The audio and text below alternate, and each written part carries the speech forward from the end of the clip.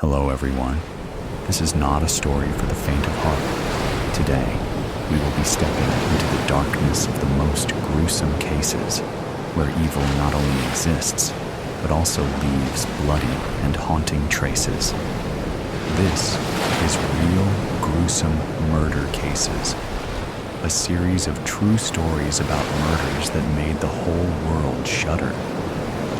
If you are ready to face the cold truth in the gruesome corners of humanity, come with me to delve deeper into each case. Murder at the Roadhouse Saloon. I dozed, peacefully drooling on the notes from my philosophy class, when the phone began its merciless shriek.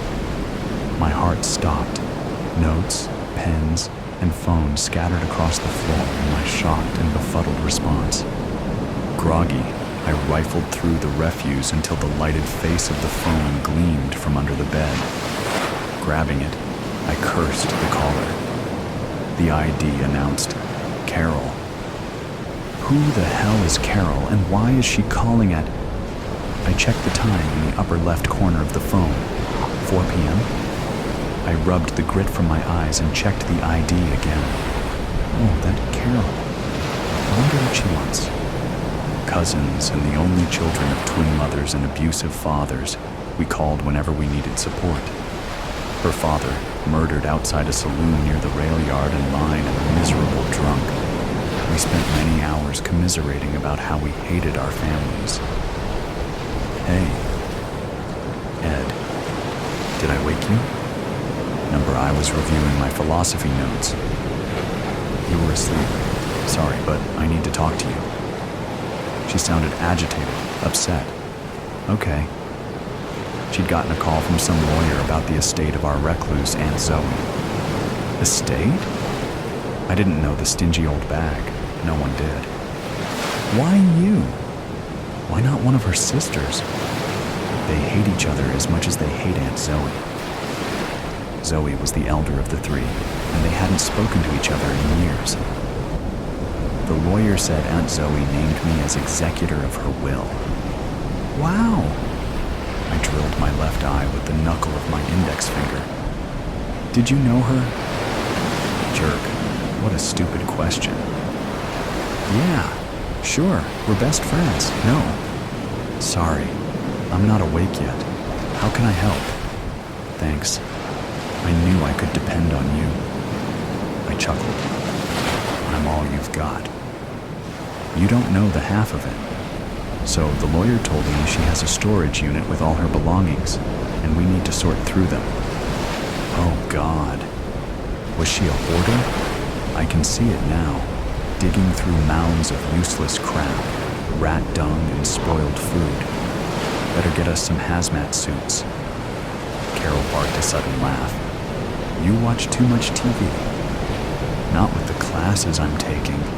Just an overactive imagination from being sequestered in this room. Well, here's your break. Can you meet me out at the U-Haul on Tate Street Saturday, say, about 10 a.m.? That's awfully early. You can handle it. I want to get through this quickly. I'll treat you to lunch. I'll be there. Saturday, 10 a.m. I set the phone down and sat cross-legged on the bed, rubbing my eyes. Although neither of us lived at home, our weird, dysfunctional family dynamics haunted us at every turn. 3 sisters who hated each other and seldom spoke. The older sister Zoe, a recluse, and the others are trapped in undesirable situations. My parents hated each other and should have divorced years ago, but couldn't figure out how. Carol's father dead, and the killer still unknown. Her mother was angry at everyone and everything, but unable to figure out why. We had temporary hope and happiness when we connected. Zoe, I'd never met her.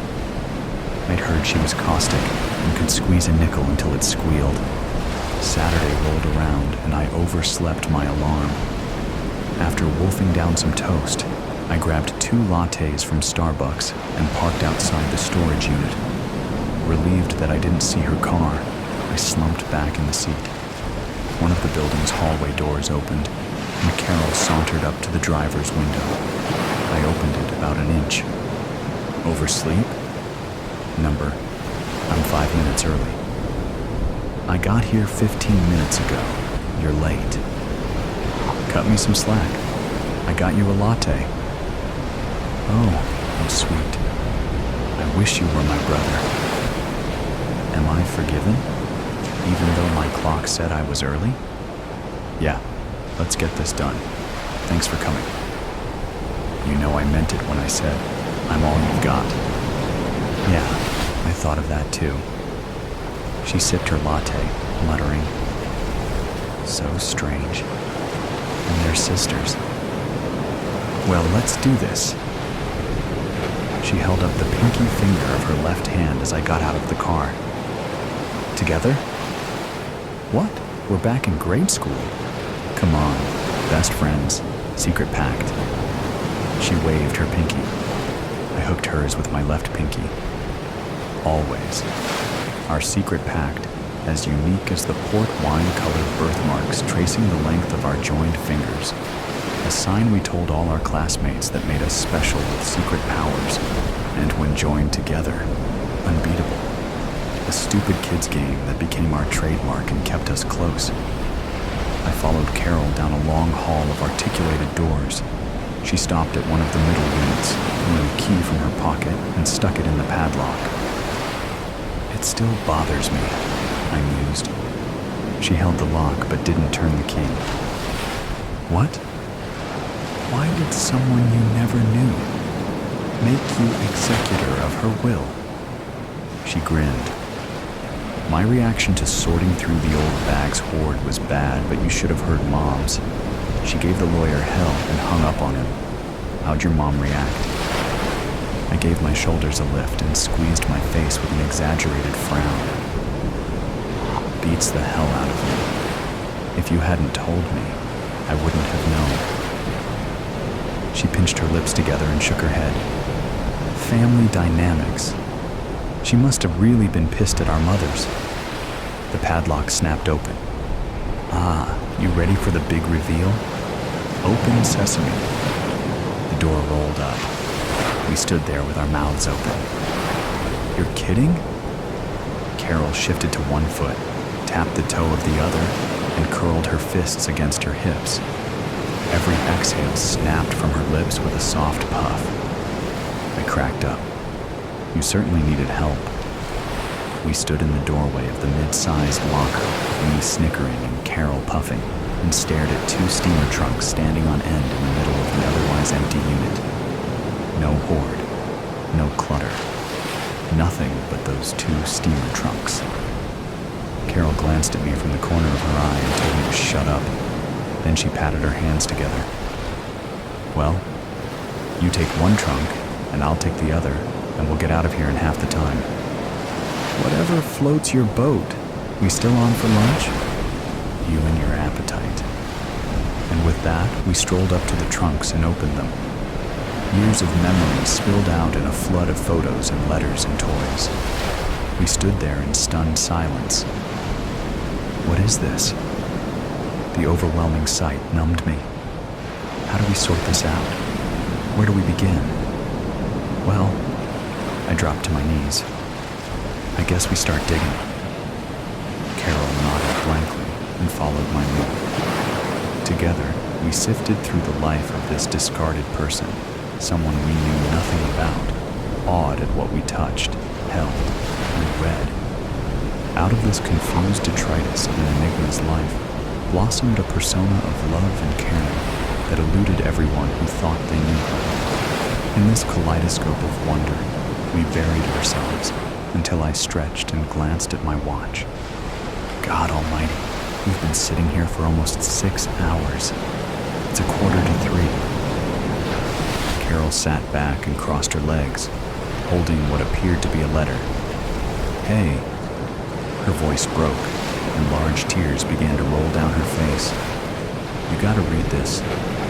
She held it out to me. The paper shook in her hand. A large knot twisted in my stomach. For an instant, I stared at her swaying hand. I didn't want to read whatever was written on that page, but an urge somewhere deep inside forced me to take it. At first, I only saw Carol's eyes and the strange, frightening focus they held. But then the words, written in a graceful script, sucked the breath from my lungs and left me gasping.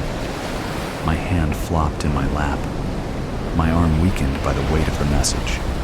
I stared at the trunk's latch, gathering my thoughts and fighting to still my pounding heart. I turned to Carol as a new wave of tears crested in her eyes. You're my sister.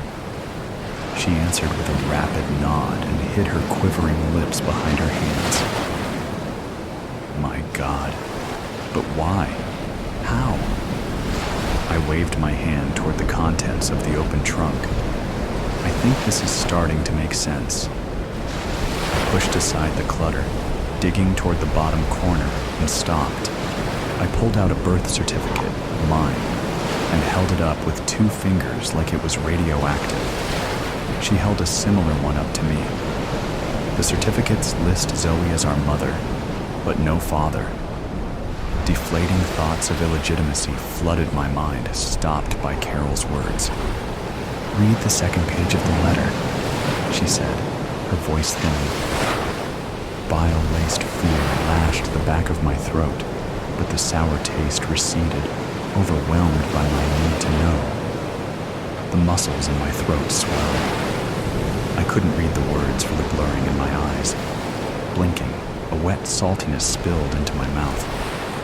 I looked at Carol, my fading words pushed across my lips in wisps. He raped her. Twice!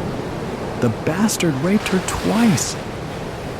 Carol threw her arms around my neck. I'm glad the son of a bitch is dead. I could kiss whoever killed him.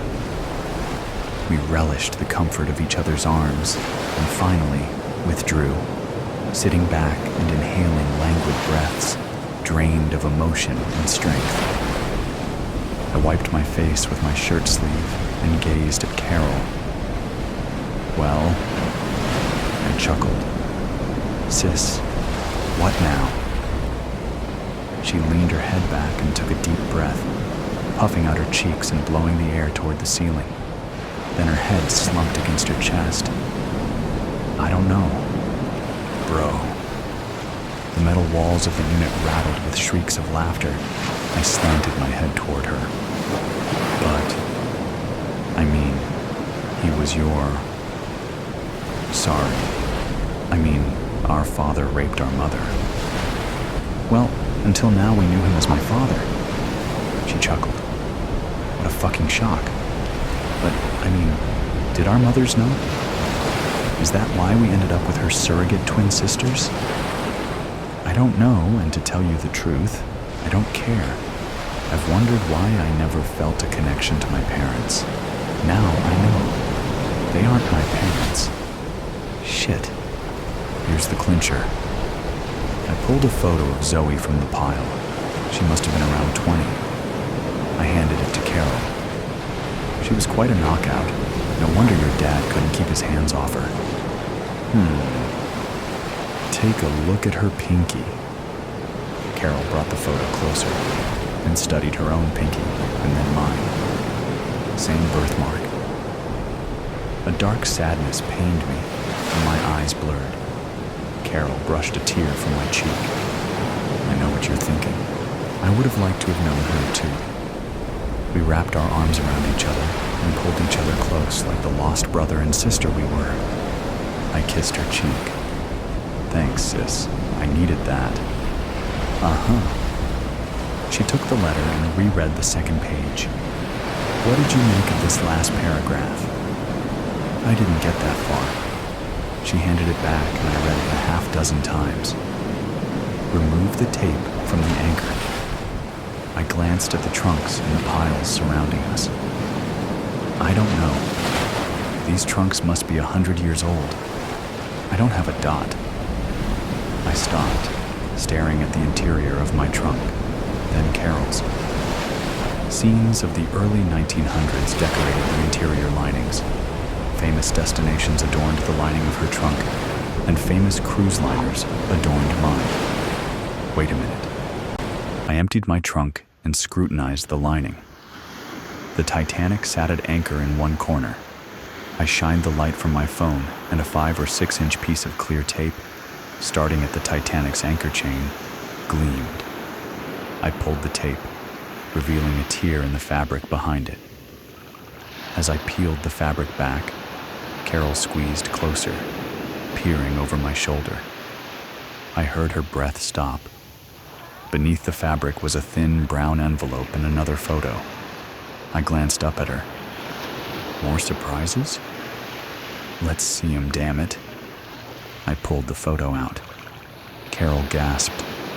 This was taken at the roadhouse where my dad was murdered. I brought the photo closer and squinted at the 2 figures at the bar. Shit. Those 2 at the bar are our dads.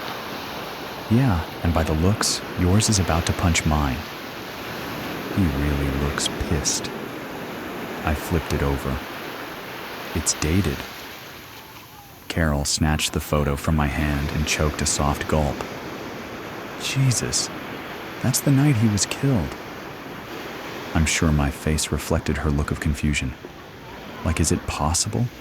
Did my dad murder yours? She tilted her head and squeezed the tip of her tongue between her lips. She must have read my mind. It's possible. But why? She murmured. I gave her a half-hearted shrug. I don't know. Jealousy?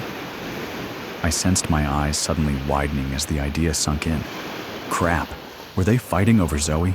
Did my dad have designs on her too? Only one way to find out. Ask him. Carol jumped to her feet, but I grabbed her arm before she could leave. Wait. I held up the brown envelope. We haven't opened this yet. She knelt as I tore the envelope's flap and removed 2 sheets of paper. I don't think we need to ask. I waved one in front of her nose. This is a sworn deposition. Carol took it and read it. Everything we need to know is there. How your dad raped her and threatened her, and that my dad didn't kill him. I don't understand. Why did she wait? Why didn't she go to the police? Who knows? She's gone. I rubbed the stubble on my cheek. But I have a theory. What? Revenge. You're kidding. I shook my head. A warm flood of satisfaction swept over me.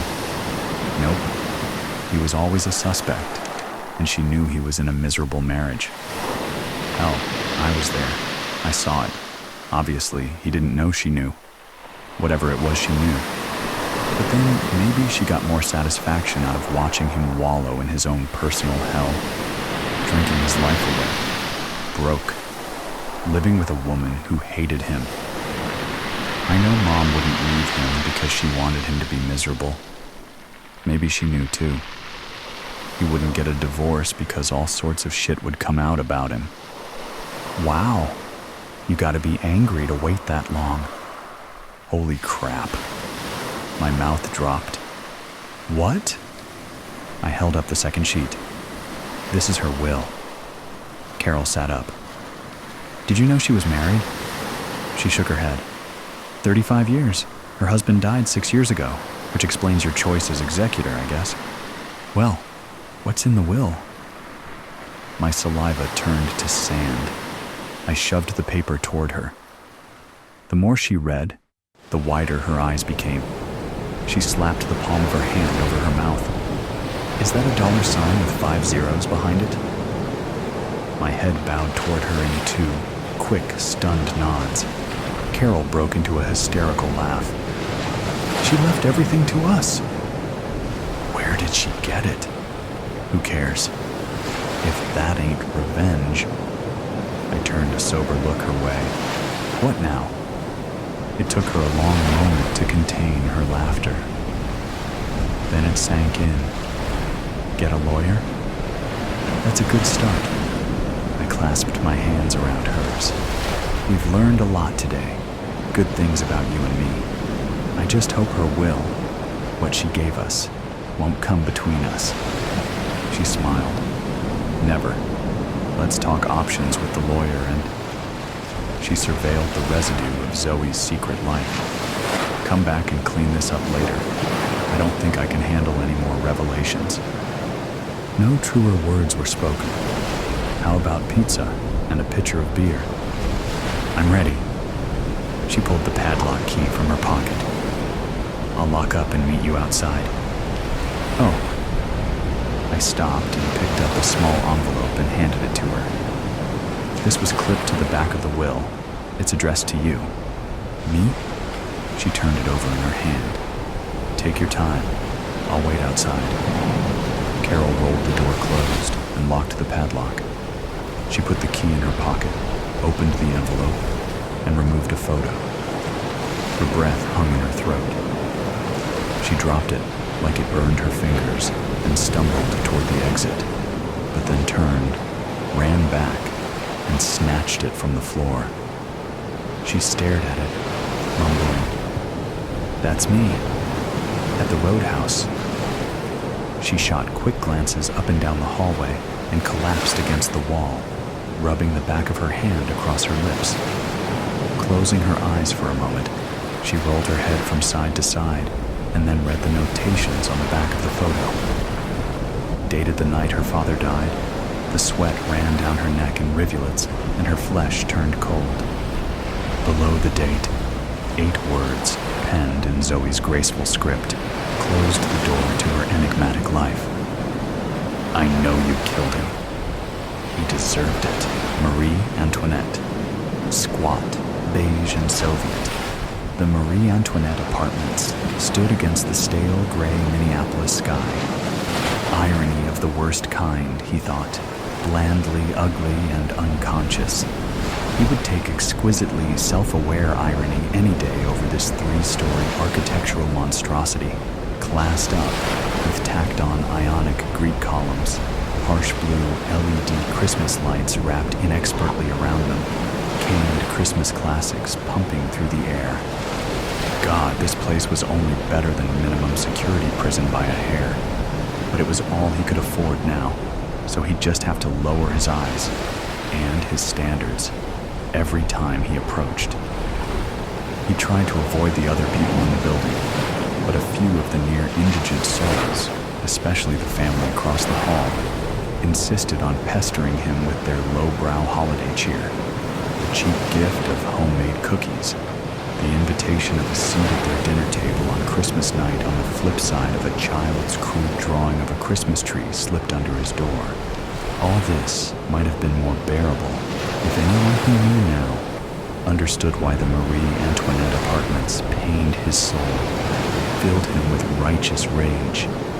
He'd certainly never get that from his obtuse, court-appointed therapist, a small, garish woman whose office and clothing reeked of TJ Maxx. So, he amused himself by using up their 50 minutes, complaining about how much he hated living there. His fingers itched to blow the place up, he told her, to set it alight. She told him there were healthier ways to channel and examine his negative emotions, so he could eventually let them go. He needed to think about what the Marie Antoinette represented to him, she told him, to look deeper, and to perhaps think about its positive attributes instead. This made him laugh hysterically. How much deeper can I go than living inside the damned building?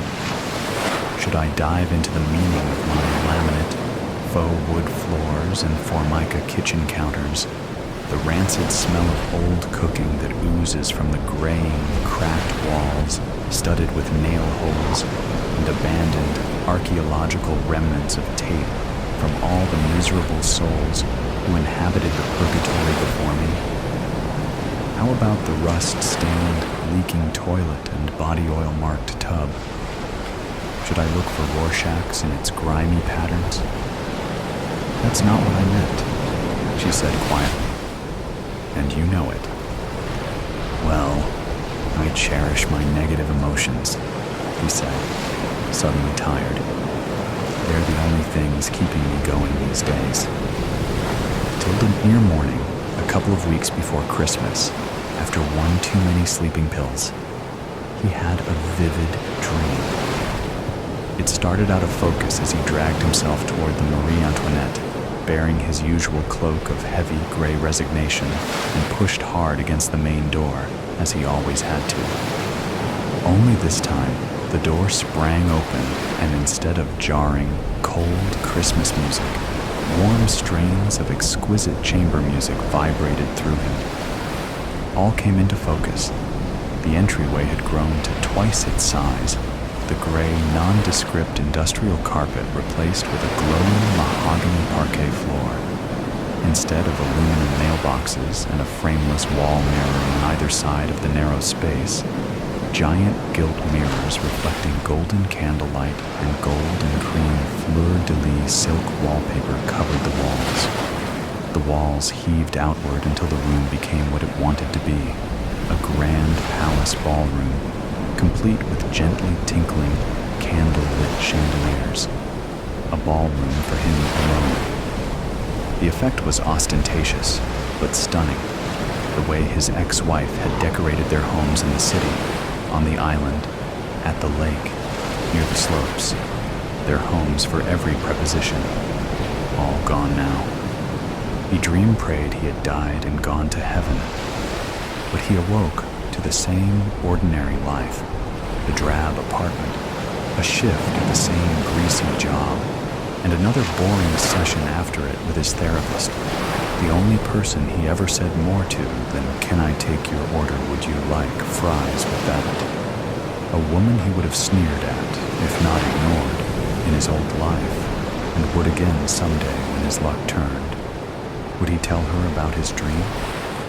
He decided he would. It seemed safe enough, wasn't about the past, the present, or even the future. It was just a dream. But was it? As his workday dragged on, the customers who filed into the restaurant looked at him, smiling with something more, it seemed to him, than mere pre-Christmas cheer. He began to wonder if the dream wasn't a message. Maybe his luck was about to turn. He'd paid his dues after all. That old feeling began to tingle again. By the time his 4 o'clock appointment with TJ, as he'd taken to calling her, even to her face, arrived, he'd decided he must keep the dream to himself until he knew more. He had to get through the session, get home, eat a little something, and take his sleeping pills. "You seem distracted today," TJ said late in the hour. "Something happened this week?" Same old, same crappy job, same crappy apartment. He shifted his gaze to the pressed board, the leave plaque near the window before she could read him, but she was astute, this small, tacky woman. Out of the corner of his eye, he saw her cock her head. "You're not complaining like you usually do. Did something change?" "Like I said, nope. Maybe I've adjusted to living in a shithole, I don't know." He attempted to give her an aw shucks grin, but felt his face contorting in weird ways, so he scrambled to throw her a bone. "Have I told you about my neighbors across the way?" He leaned back and sneered, coming up with an awful lie. "I'd swear to God she's killing him sometimes. And man, I wish she'd succeed so I can get some rest." "What do you think it means, Doc? That I don't care if he dies?" TJ sighed and drummed her red fingernails on her thigh. "It's Clauso 450, she said. "Let's just pick this up next week." Tilda. The dream started the same as before. Heavy, quotidian dread as he approached the stunted building, growing excitement and wonder as it opened to a Versailles-like hall of mirrors. But this time, the hall was filled with people, giant people. People twice his height, in silken 18th century finery, swirling and spinning around the room, wind-up dolls in white wigs with faces he recognized. His old clients, wealthy people he'd cheated and stolen from for years, people he'd fooled into being his friends, people from the life he wanted back desperately. He tried to speak, to get their attention, but nothing came, not even air. As he watched, the dancers grew larger. Wait, no, he grew smaller. He was shrinking, becoming more and more insignificant. An insect, a speck, dirt. He would always be dirt. Tilda. He stumbled through the rest of the week, his nights vast and dreamless. TJ seemed surprised to see him in the waiting room early, but said nothing. He sat on her couch, cleared his throat. I had this dream, he said, that my building became a palace, but one I will never have access to again. His voice shook. She handed him the tissue box. Yes. He gave her a brief description of the dream. What do you think it means? She asked. Isn't that your job? No, she said simply, and crossed her arms, waiting. I guess. I don't think I'll ever again have the life I had before. I don't think, he said, swallowed. I deserve it. No, she said again, not clarifying what she meant, which oddly made him feel more respect for her. So, what now? That's up to you. Well, a hint might be nice, he whispered, wanting to scream. He swallowed. You are my damn therapist after all. Okay. What do you miss most about your old life? Not from in here. She tapped her head. Not ego. From here. She tapped her chest. Heart. What do you really miss? He shook his head. I don't know. Without those things on the table, nothing. I mean, I don't have kids. My ex-wife was a money-grubbing bitch, and my friends... Shit, I didn't really have those. Maybe luck.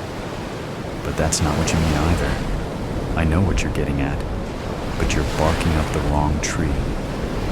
She smiled, the first full smile he'd seen from her since they'd met, before she'd gotten to know him. I don't think so. I think you're getting somewhere. Maybe your dream was telling you more than you think. Like I've said before, dig deeper, go further. The answers are there, inside that building and inside you. He choked back a snarky, whatever Obi-Wan, and nodded at her. Glancing at the clock above the door, he stood, smoothing his sweaty palms against his jeans. Hold on. She held up a finger and smiled again. I have something for you. He stared, not comprehending. She turned to fish something out of a paper bag, then turned back, holding out a flat package wrapped in green tissue paper and red curly ribbon. Of course, Christmas was only 4 days away. He stammered, cheeks reddening. I didn't get you anything. He didn't know why he was embarrassed, which only made him blush harder. She laughed. I was not expecting you to. Don't worry about it, it's no big deal. Merry Christmas. Merry, yeah, he said, looking down at his name. Jeb, in black marker on the paper, an inexpertly drawn holly leaf and berries below it. A feeling spread, not altogether unpleasant, replacing ungenerous thoughts about the cheesy gift she'd likely procured at TJ Maxx. Thank you, Geraldine, he mumbled and bumbled out the door. Tilda. He worked Christmas Eve day, took the bus, and trudged home as the sun set again too early, the day again too short, carrying his fast food dinner and a bottle of California Pinot Noir he'd splurged on. It was only 4, but it felt like midnight, and his near-unfurnished apartment felt more featureless and tired and depressing than prison ever had been. Because it was his choice to leave it so, he realized. He had nowhere else to go, so he busied himself with eating and drinking, the food cold and congealed, and the wine's mediocrity disappointing. Folding up the empty, redolent burger paper and fries box, he glanced at the present Geraldine had given him, still unopened on the kitchen counter. He wasn't sure whether he'd saved it because it was his only gift, or because he didn't really care about it. Either way, he might as well open it now. He washed his greasy hands in the kitchen sink and poured another glass of wine. He picked up the gift and carefully untied the red ribbon, did his best not to tear the green paper as he picked at the tape, then slid the paper away. Not a tacky nothing after all, but a green, leather-bound book, like the ones his ex-wife had bought by the shelf-load from antiquaries to decorate their homes, curated for color and size rather than content. But this wasn't inert decoration. It was chosen for him to read. He snorted. Crime and punishment. He knew the gist of the story, though he suspected he'd have to read it to get the nuances she intended. Funny, he found himself looking forward to it. His doorbell rang, book in hand, still smiling with surprised respect for Geraldine. He answered the door to find the frazzled woman from across the hall. "Hi, Jeb, right?" Her grin was crooked, a little shy, infectious.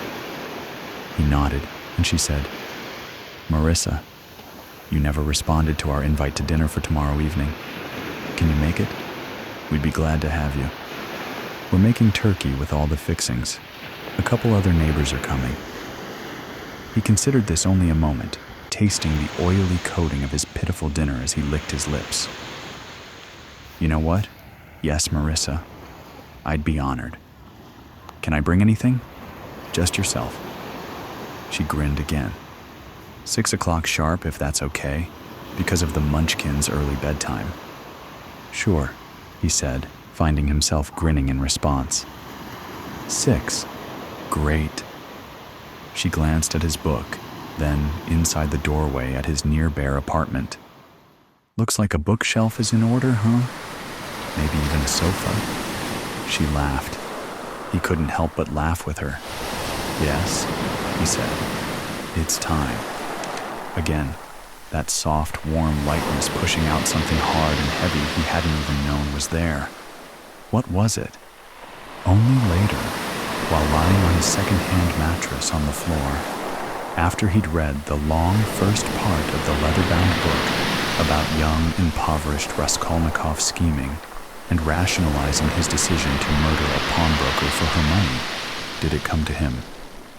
Like Raskolnikov, he'd lost something along the way, something essential and tender that had shriveled to a hard stone inside him once he began to drip Ponzi scheme money. Something poor little rich girl Marie Antoinette likely never knew her entire tragic gold-plated life. That night he dreamt again, a simple dream. The Marie Antoinette apartments remained an ugly pedestrian building, but he entered with lightness, that warmth down to his bones.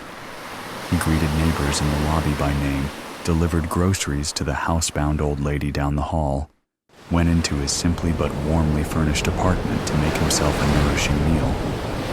Christmas morning, he leapt out of bed. If he was lucky, he might find gifts for the children across the hall before noon. Bloodlust. I was going to kill a man tonight. That's why I went to the party. It was an extravagant black tie affair thrown on a warm, late summer evening at the end of July, hosted by none other than Walter Adler, the richest man in town. Midnight was approaching, and with it, my deadline. I dressed the part, wearing a maroon dress with a corset torso and a slit up the thigh. My makeup was reminiscent of the famous women in 1950s era America. I was, as they say, dressed to kill. This particular estate had been blessed with a ballroom perfect for gatherings such as these.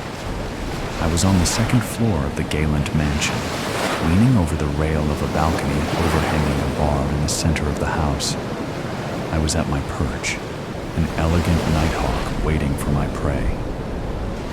I surveyed the scene when a beguiling young man leaning against the bar caught my eye. He was an eye-catcher, that's for sure. It wasn't the extravagant, attention-seeking purple suit jacket unbuttoned on his chest that caught my eye, nor was it the loose black tie around his neck, the slicked-back umber-brown hair, or the toothpick used as a substitute for some form of nicotine between his teeth. It was the bloody knuckles, the immature carmine scar along his left arm, and the vague outline of a tattoo of a scorpion stinger barely visible along the back of his neckline. That's when I knew he was the one.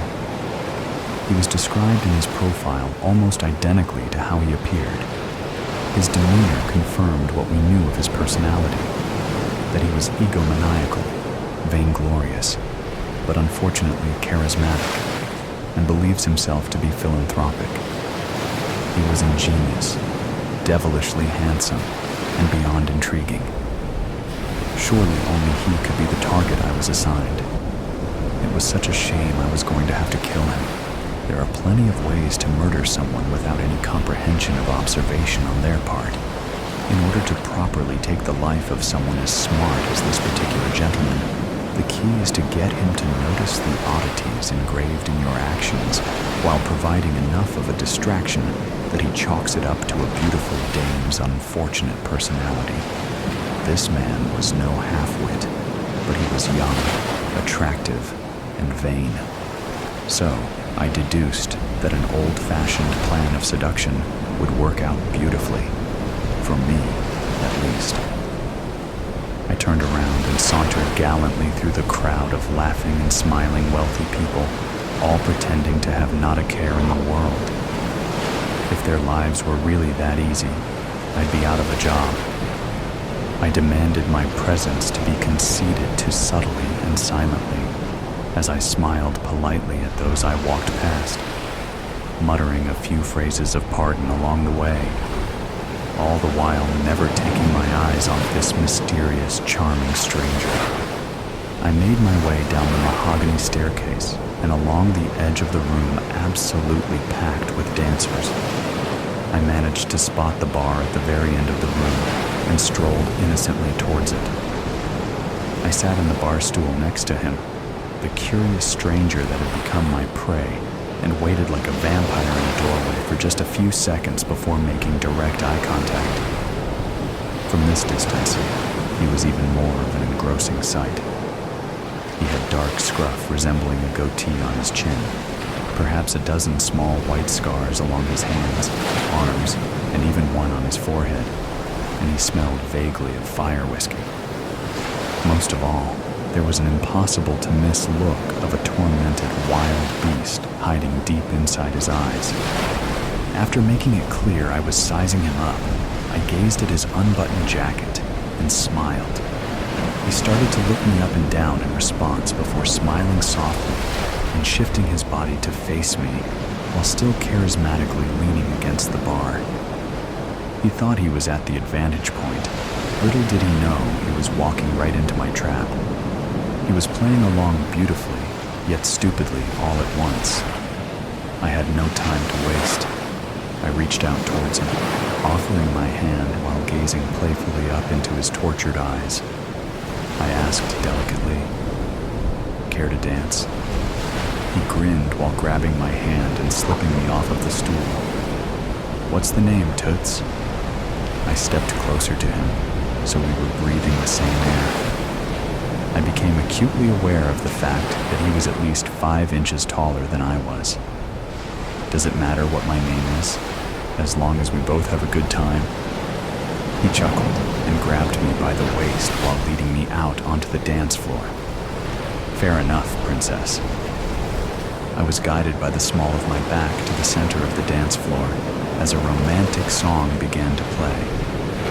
This unfortunate target of mine was a phenomenal dancer, pulling me close, then pushing me away, spinning me around, and then even going so far as to dip me downwards as he gazed into my eyes in a tease. Then he'd stand me on my feet and dance with me normally as if he hadn't just nearly, almost, kissed me, coming close, but not close enough. Worst of all, he had made me want it, which was a curse so unforgivable I could hardly stand it. Dancing with him felt like heaven, which distracted me more than I'd ever like to admit. I wanted him, but he was the last thing I should be wanting. I was on a mission. I don't feel things. I've never felt things, and I wasn't going to start now. But with him, I was a spider lily, blossoming in the moonlight. If only I had any clue what was really blooming that night. Perhaps I would have done things differently. If that were the case, maybe I wouldn't be dead. He spun me around, gracefully twirling me through a doorway into an empty library, away from the noise of the party. A nice, secluded area where no one could see us. We stopped our dance, and he smiled. "You're a good dancer." I beamed and glanced up at him. "You're not bad yourself." I put a hand on his chest, bit my lip teasingly as I stared into his dark, menacing eyes. "Would you like to go get some air?" He chuckled in response, and I pulled back away from him. Laughter was not the correct reaction. He was straying from my plan. With a smirk, he replied, "How forward of you, baby doll. We've truly been having such a delightful time. I regret to inform you, I'm going to have to kill you." He pulled me closer again by the waist, refusing to let me escape. I furrowed my brows and scowled. The audacity. Who does this insolent, sorry excuse of an enemy mafia's champion think he is? It was my job to kill him, not the other way around. I was going to damn well make sure he knew that. I grabbed him by the tie and pulled downward, forcing him to drop to my eye level. "Watch it, teddy bear. I saw my target first and I never miss." "Bold of you to assume you didn't catch my eye as soon as you walked into the room."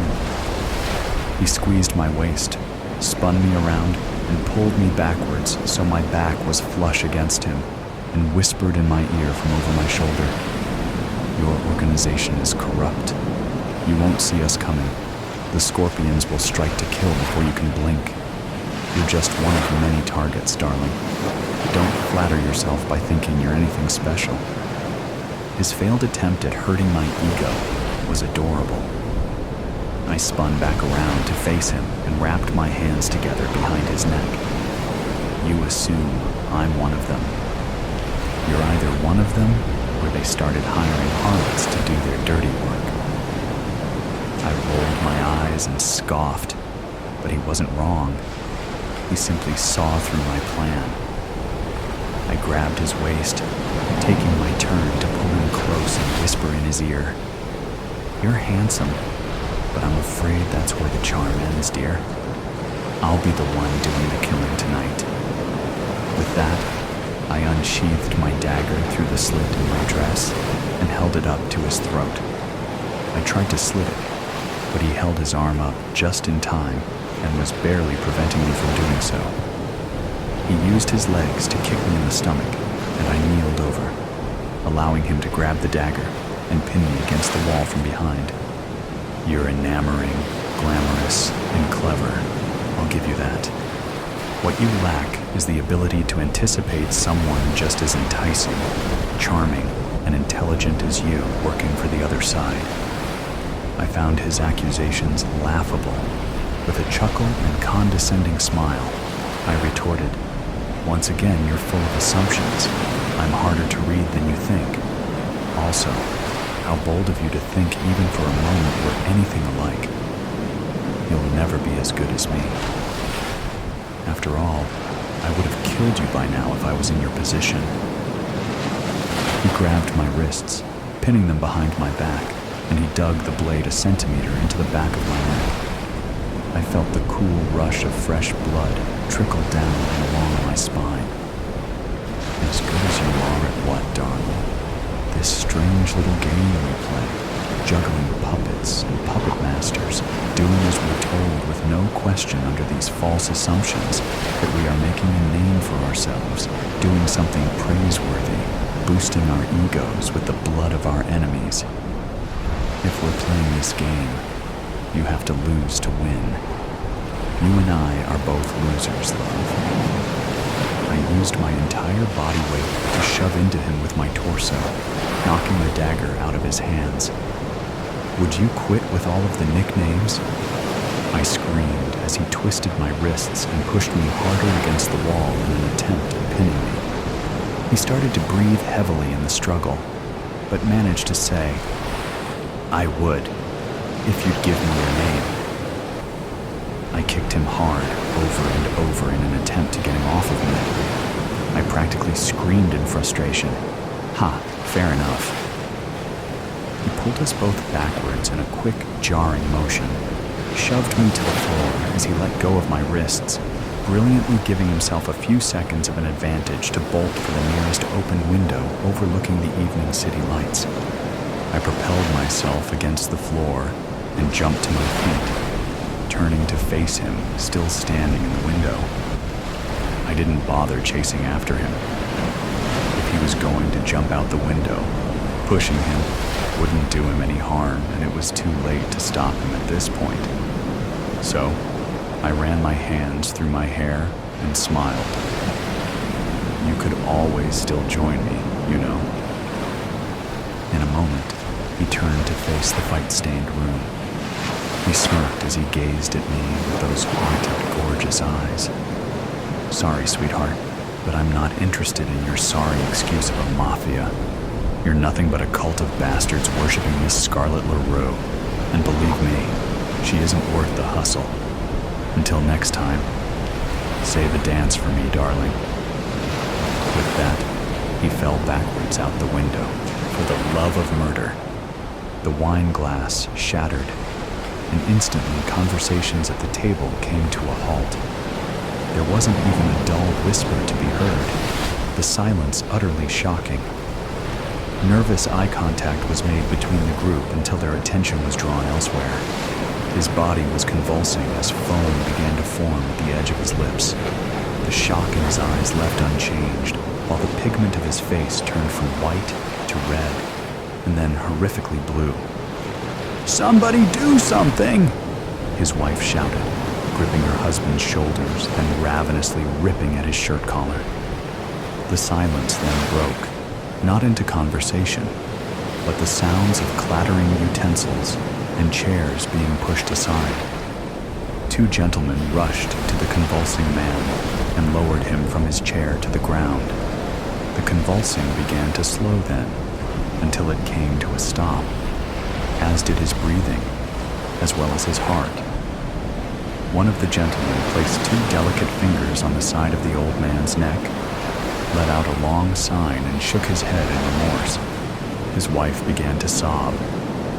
Angelina sat motionless across from her father as he struggled to breathe, without even realizing what was happening. Is this one of his cruel jokes?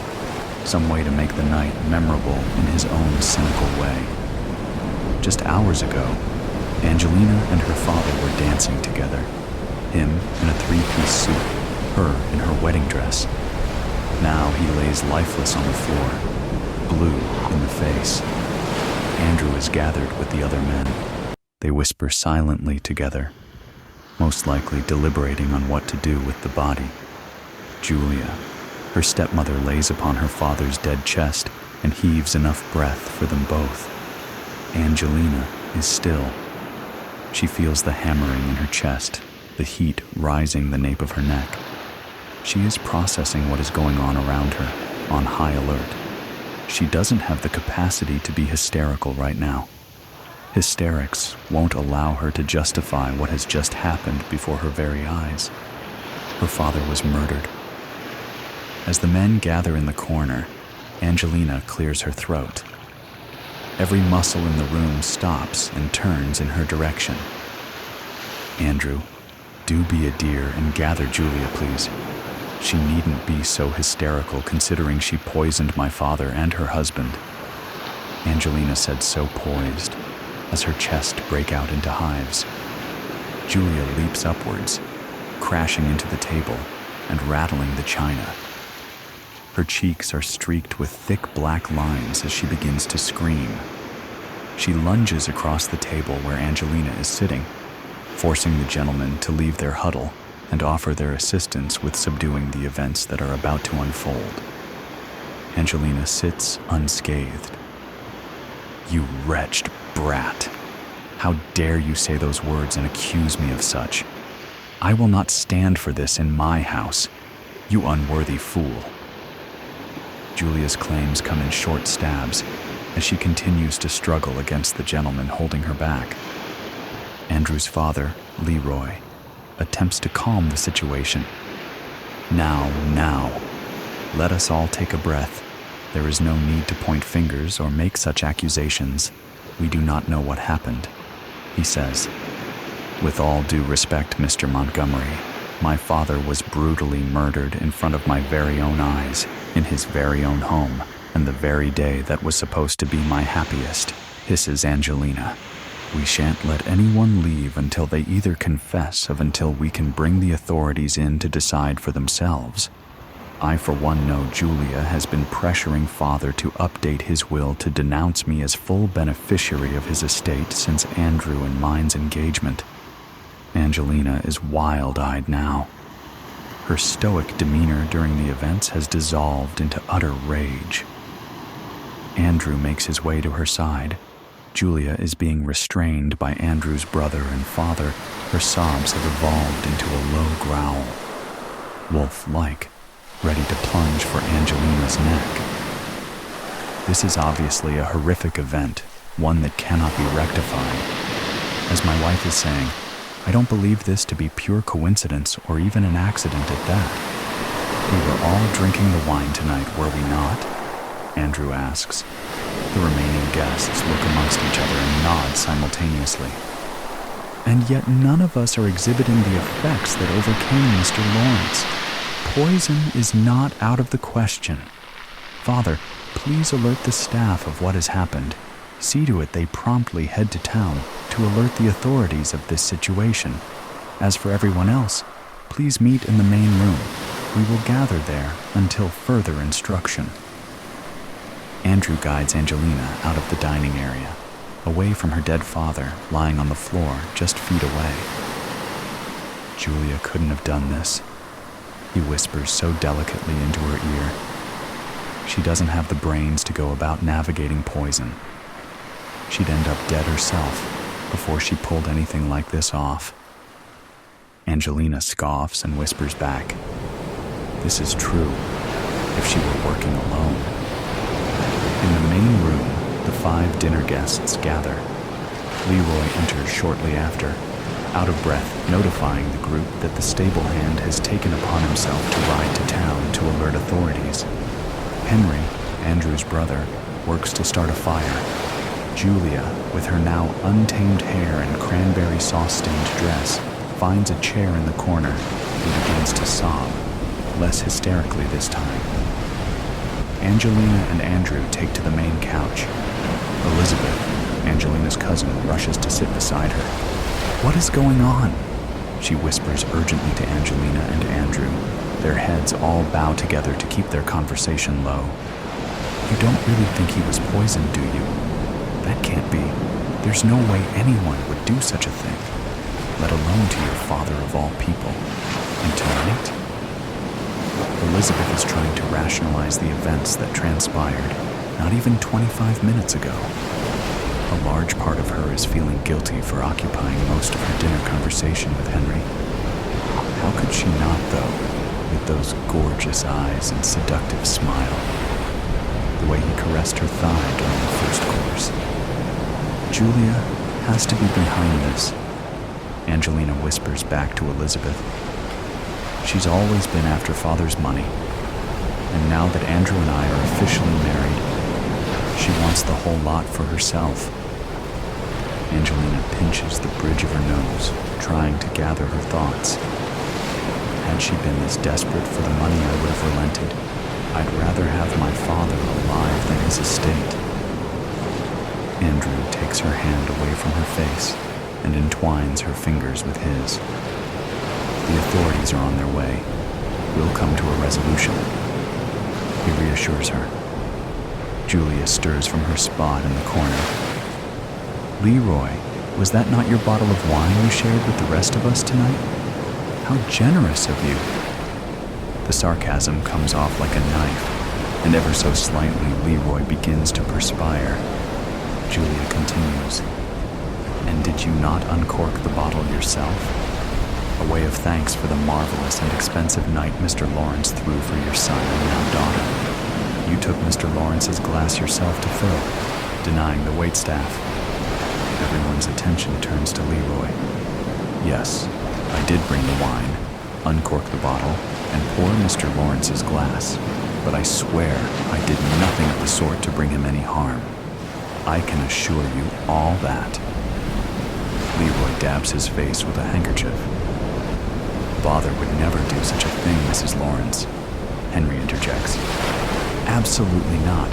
What would be his motive? Andrew is standing now, creating a barrier between Julia and his father. Ever so quietly, Elizabeth utters, "Unless the poison wasn't meant for Uncle." Andrew turns to face Elizabeth. "Elizabeth, what do you mean?" Well, remembering now, it didn't seem like an issue at the time. I had come into the dining room first. All the glasses were askew in various heights. There was no reasoning for their placement. I took it upon myself to arrange the wine glasses from tallest to shortest, starting from the left side. She gasps and places a hand to her mouth. Her eyes widen with a realization. The glass I moved to Uncle's placement was sitting at Andrew's seat. The room is still, quiet. No one says anything. No one engages in eye contact. As if everyone were looking at their own individual particle of dust on the ground, invested in everything else but each other. Where do their fingers turn when the victim of the incidents has entirely changed? The victim who is standing in the center of the room, his head bowed and hands on his hips, his potential murder amongst them. Angelina stands and makes her way to her groom. She takes his hands in hers and faces him towards her. She slightly strokes his cheek. "Darling, is there anyone you know of that would want to hurt you? Who would do this to you? On our wedding night?" Exhausted, Andrew leans into her. He encircles her waist and embraces her. He lowers his head to rest on her shoulder and says in her ear, "I have no idea, but I am certain we are no longer safe here." Angelina gives a faint nod into him as her eyes scan the room. Elizabeth on the couch, Leroy leaning in the entryway to the main room, Henry standing by the flames watching them dance, and Julia staked in the corner, her face turned toward the window, watching her own reflection. She holds Andrew more closely. Her thoughts are broken as the stable-hand son comes running into the main room, the head maid behind him. Both are out of breath. One of the wait staff has stolen a horse from the stable, Mrs. Lawrence. I tried to stop her, I did. I told her no, she couldn't take him, but she did anyways. The stable-hand son exclaims, "He is barely the age of 10 years old." Who? Who took the horse? Angelina breaking from Andrew and rushing towards the young boy. "It was Priscilla. When we tried to stop her, she pulled out a knife," the maid adds. "She must have been the one to put the poison in Andrew's cup," Elizabeth shouts. "Yes, certainly, but why? What is the motive?" Julia seems calmer now, adding to the conversation. "Why would a young girl so full of life, from a humble family, poison a groom on his wedding day?" Her head turns to face the group. Her eyes narrow onto Andrew. "Andrew, you don't even know Priscilla. Why would she target you?" Questions Angelina. "I haven't the slightest idea. Clearly, she is unwell to have done such a thing. Something so drastic." Andrew replies, shock in his eyes. But the stable-hand's son looks at Andrew confused. "You do know her. I've seen you both together, late at night entering the stable. But you never take the horses out, and you always come back picking hay off each other." Julia breaks into her hysterics again, but instead of sobbing this time, she's uncontrollably laughing. Just ask for mercy. It's a tricky section of the garden, shaded and north-facing, but the foliage thrives under my watchful eye. I ensure it grows lush and verdant, and only I can coax it from sulking in this hot, dry weather. I'm pleased to see the blue-green tones of Ciboldiana flourishing beside the golden variegated undulate's leaves. I'm outraged by the pockmarked damage I've discovered and search for the culprit amongst the ovate leaves. There, a snail clings to the underside of a leaf, sucked close in a non-consensual and greedy kiss. I prise it off, and the shell implodes in my pincer grip, crushed mush oozing between my fingertips. I discard the muck onto the soil with disdain, satisfied that feeder has now become food. A gardener must be brutal, constantly battling soft-bodied grubs, mandible-fanged pests, plagues of aphids and creeping insidious blight, all in order to protect the precious shoots and trembling new leaves. She must also have a hard, calculating heart to destroy what was previously nurtured, cutting back and curbing life when the time comes, sacrificing what was once so carefully created. I, the gardener, am like God. Through me, nature flows, giving vigor to the strong and enabling the weak and damaged to pass. Inside the house, the landline telephone clamors, taking 7 rings for Mrs. Nolan to stir from her armchair, doze and mobilize her arthritic joints to answer it. Crouched here beneath the open kitchen window, I am perfectly placed to eavesdrop what she says. Hello, this is Miriam. Oh, I'm as well as can be expected. And you? Yes, a very hot spell. The garden is very thirsty. Oh, really? You're too kind. Honestly, it's too much. It's an absolute honor. I can't quite take it all in. Trevor would have been so pleased, so very, very pleased. Thank you ever so much. It's all such a surprise. I certainly will, and you too. Cheerio. The telephone pings as it's replaced in its cradle, and I sense Mrs. Nolan shuffling along to the back door to find me. I muse over the emotional wobble I overheard in her voice. She's been prone to tears since Mr. Nolan's unfortunate accident, and numerous well-meaning villagers have phoned to offer comfort, but this call was a curious one, and I'm keen to be enlightened. Mercy, are you there? Right over here, Mrs. Nolan. I sound as sweet as maple syrup. Mrs. Nolan emerges from the side of the house, blinking in the bright sunshine, taking a moment to locate me by the shadowy border. I've had the most remarkable news, Mercy. The village committee have nominated me for the Best Blooming Garden Award. How kind of them. I'm sure it's Trevor's dahlias that persuaded the judges. He took such meticulous care of them. Trevor deserved the nomination, not me. He'd have been so proud, but it's too late. Both Mrs. Nolan and I glance involuntarily to the place on the lawn where Mr. Nolan was found. I am pleasantly surprised to notice how prolifically the daisies are growing. They're clearly thriving from minerals in Mr. Nolan's blood. Here we go. Mrs. Nolan's eyes are welling up, and her chin is wobbling. I stand, knit my eyebrows together with a show of concern, and gently usher her back indoors to put the kettle on. That's when I know there is no hope left for Mrs. Nolan. A well-meaning nomination, probably from sympathy votes, has exacerbated her misery and reduced her to convulsive weeping, proving any pleasure in life is now well beyond her grasp. What particularly irks me is that the dahlias were mostly attended to by myself, at least ever since Mr. Nolan's stroke last year, and I've exclusively cared for them since his recent demise. The dahlias, the roses, those blousy, vulgar petunias that Mrs. Nolan chose, and I obediently bedded in. The nomination is all thanks to me. The world has no place for the old and feeble. In this very garden, right under our noses, nature uses all manner of macabre means to ensure order is kept. Pincers, stingers, poisons, parasites that eat their host slowly from within. Although violent, these acts are essentially a great kindness.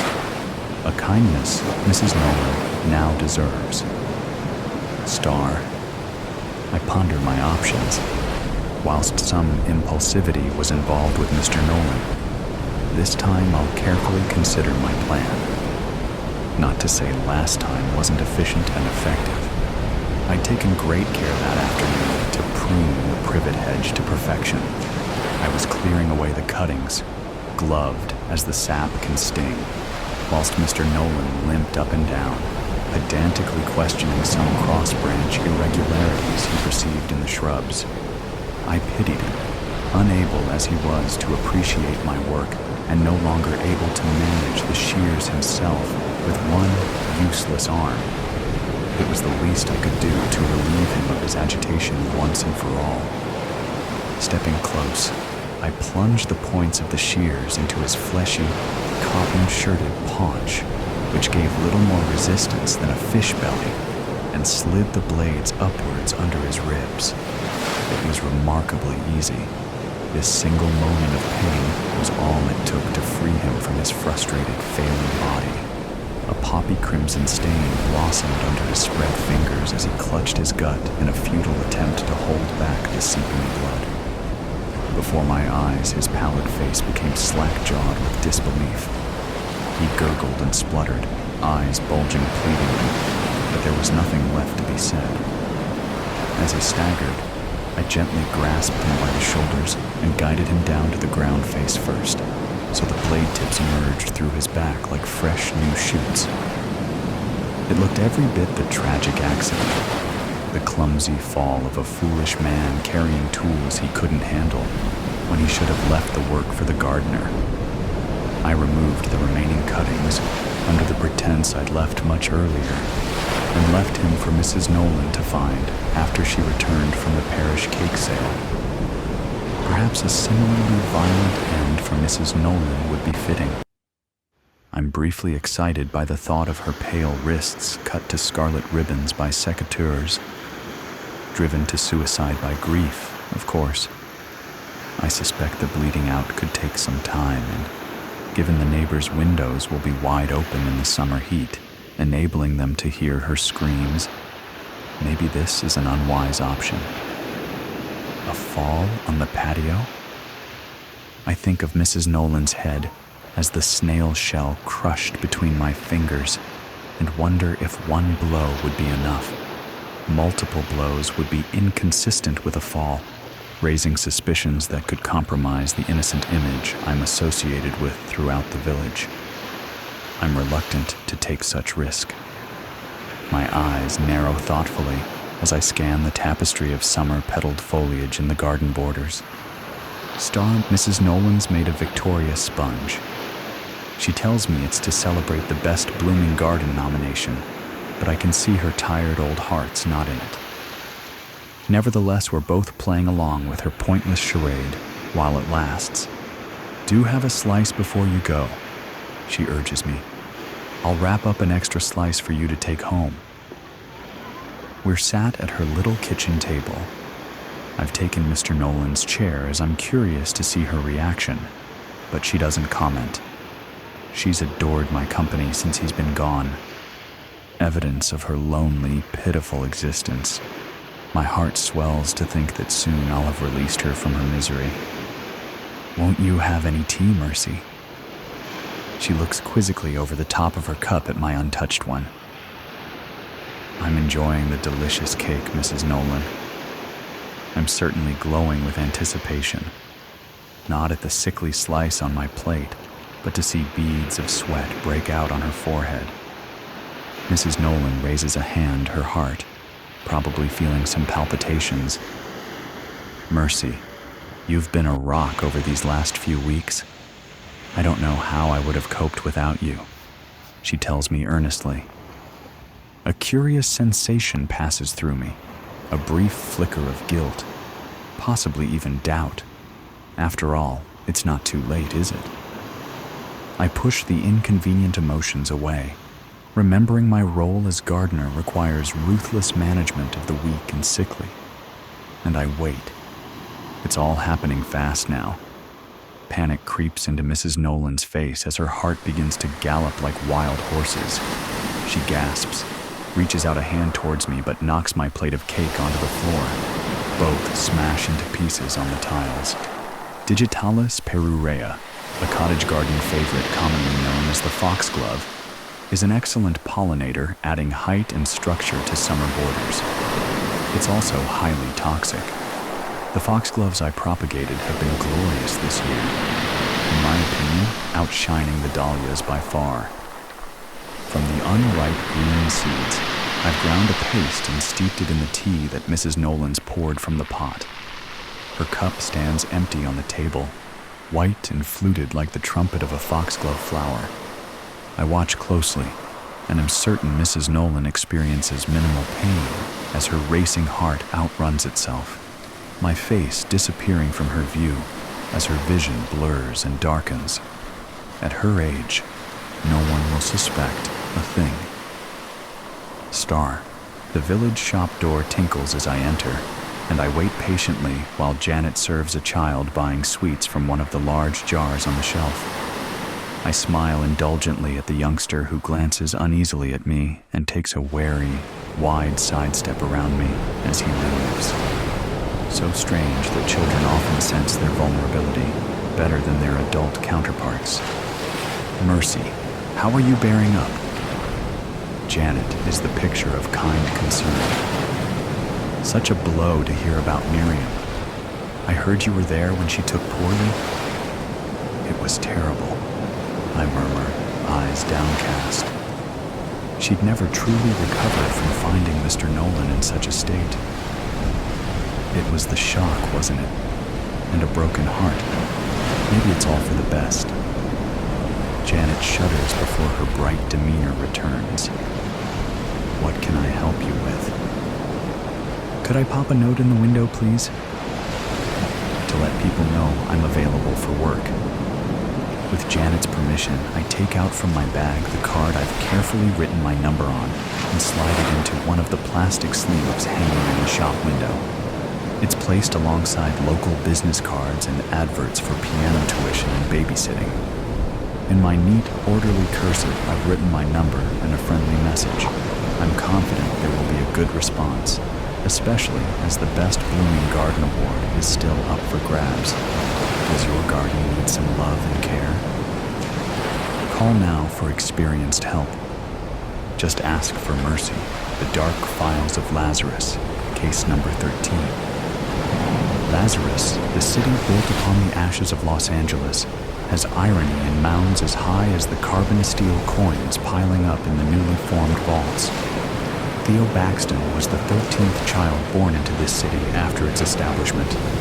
Blessed at birth, cursed at life. Again, the irony piles on. Superstitions aside, young Theo had the average childhood of those in the city. A busy father, a mother who stayed at home making a side business for her personal hobbies, schools located on the outskirts as a means to accommodate all from different walks of life, rival gangs that start between said schools and end up either inside of the city or inside the ground. Theo was no exception. He was branded to the Cater Kings, a gang that sought to make money between other gangs as an intermediate and peacekeeping family. Fees were issued to them to end turf wars before they started, a fair sum of carbon steel coins and fruit seeds that could also be traded in for food and weaponry. Young Theo was trained as the accountant of the group, having excelled in his classes of mathematics. In fact, given his devotion to the numbers, he was also allowed to freelance between the gangs. Word would spread throughout Lazarus of the boy genius with a fist in fights and a hand in banks, and he had his own office flat amongst the perks of a local celebrity. This climb would continue for 3 years until the peace was finally shattered. A Third World War was an ongoing rumor even in this decade, but the threat of such was a temptation that could no longer be ignored. The federal government, trying to keep its iron hand upon the nation's throat.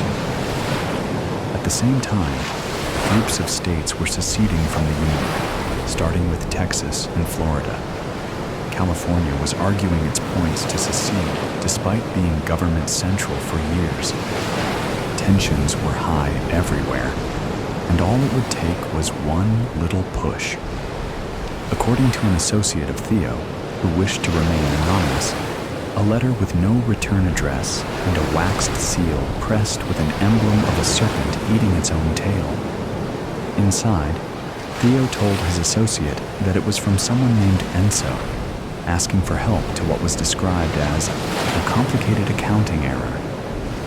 Despite Theo's policy to only work with people within the city, the letter promised a large reward, $50 million in carbon steel, with an extra $5 million sent to him as an incentive. All he had to do was leave his answer outside of his door by the second day of receiving the letter. The answer was yes. On the fourth day, the associate stated that a large sum of carbon steel was made to Theo's personal vault. The bankers, however, refused to divulge information at the time according to their privacy policies, and insisted that since no amount of money was stolen or missing, that this was just another paycheck from Mr. Baxton. Come the afternoon, a large box was delivered to Theo's office, containing paperwork and USBs pertaining to the error mentioned in the letter from Enzo.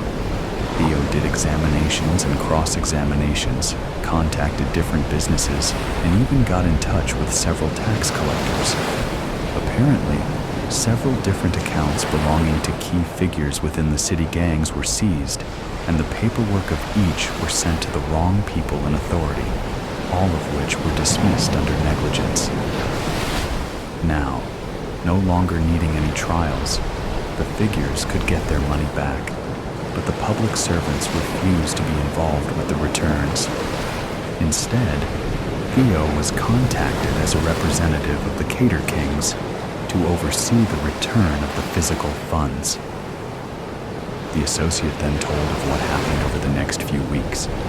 Delivery trucks containing wooden boxes of the promised funds were driven to the outskirts of Lazarus, where the gangs of the prominent figureheads awaited to take to the vaults personally.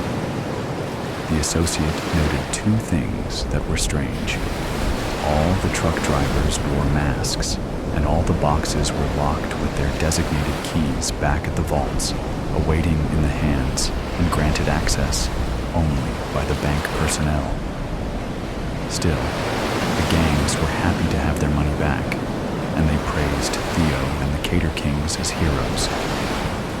The associate refused to answer any more questions, as he had pled the fifth with great tremoring.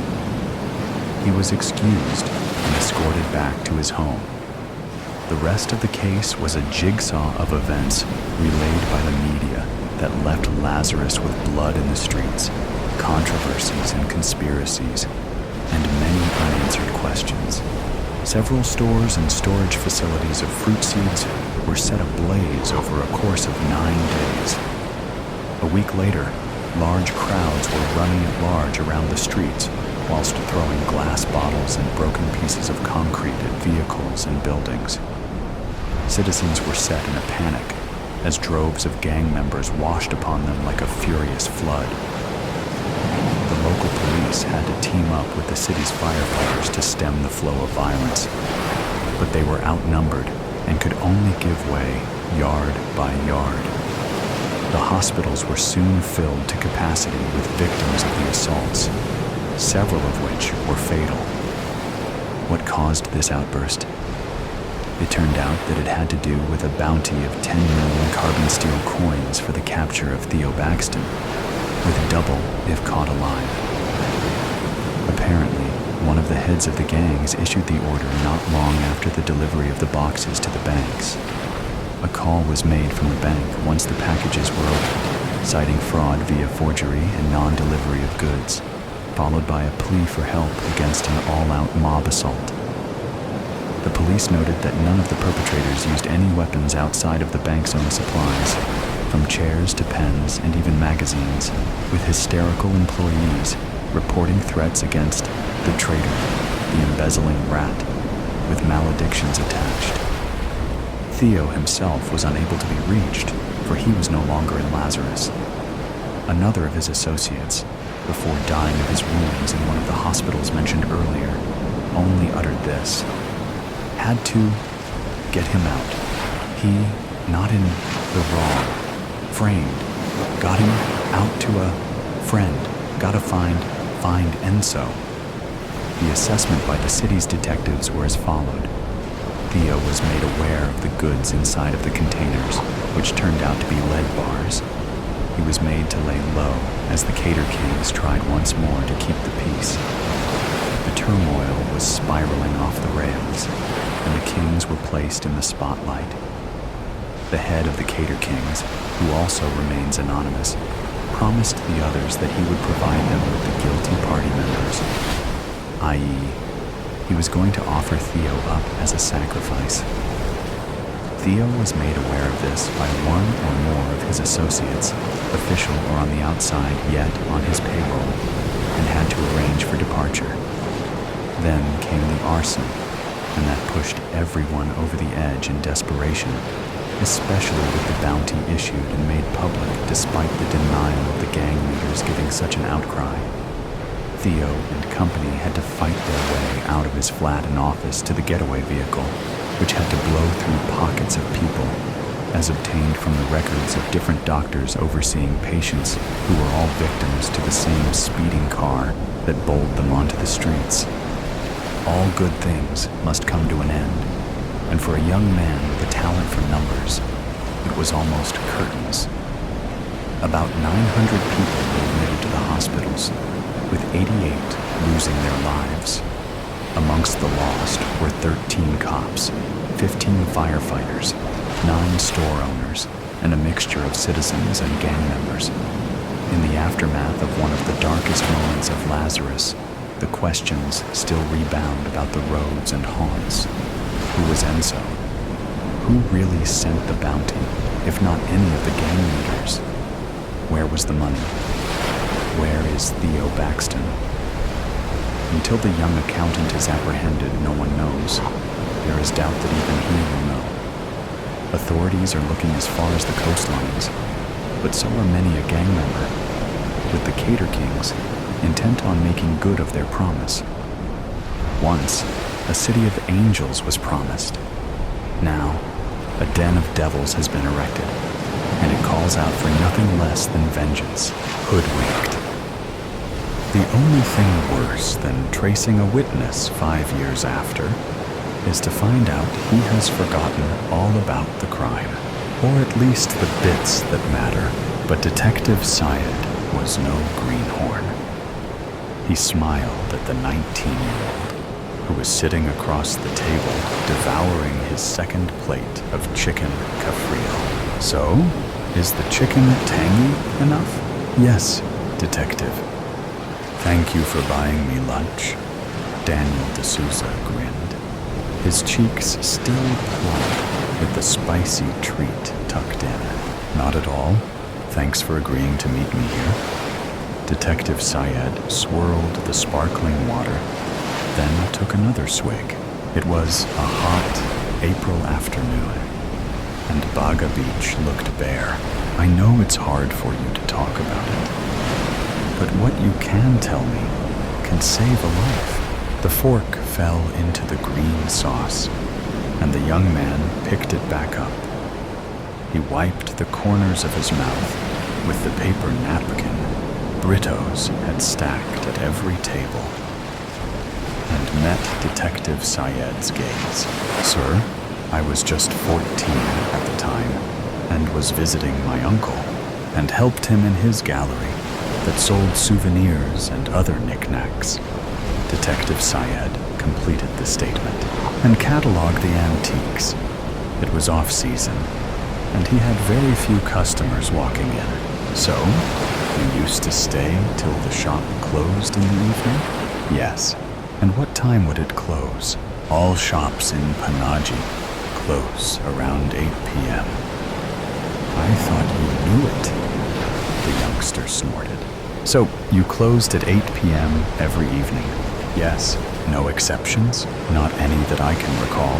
Well, on the 30th of April, 2016, it was open at least till 9:30 p.m. Afterwards, the CCTV blanked out. Oh, it was the last day of the month. Maybe it was open for stock taking, staying open late at night after a whole day of no business? Detective Syed cocked his left eyebrow. Detective, can I leave now? I'm not feeling too well, and I can't recall much. Daniel tried to slide out of his bamboo chair. The detective's eyes held steady. Daniel, I have not even started asking anything yet. And you know I'm going to get to it one way or the other. So, why don't you help me out here? I can be of no help to you, detective. I shouldn't even have come here. It was a mistake. Daniel got up and hobbled on the slippery sand. Detective Syed cleared his throat and said in a voice that rose above the waves that crashed outside, we went through the old CCTV footage. It shows someone coming out of the shop at 9:30 p.m. Daniel stopped in his tracks and turned. He walked back to the table and growled. You know, detective, I was a minor at the time and can't be charged with anything. True, but you could have been sent to a juvenile detention center. Could have been, but wasn't. Wait, for what? Daniel's face turned red. For whatever you didn't confess to, Detective Syed said in an even tone as he gestured for Daniel to sit down.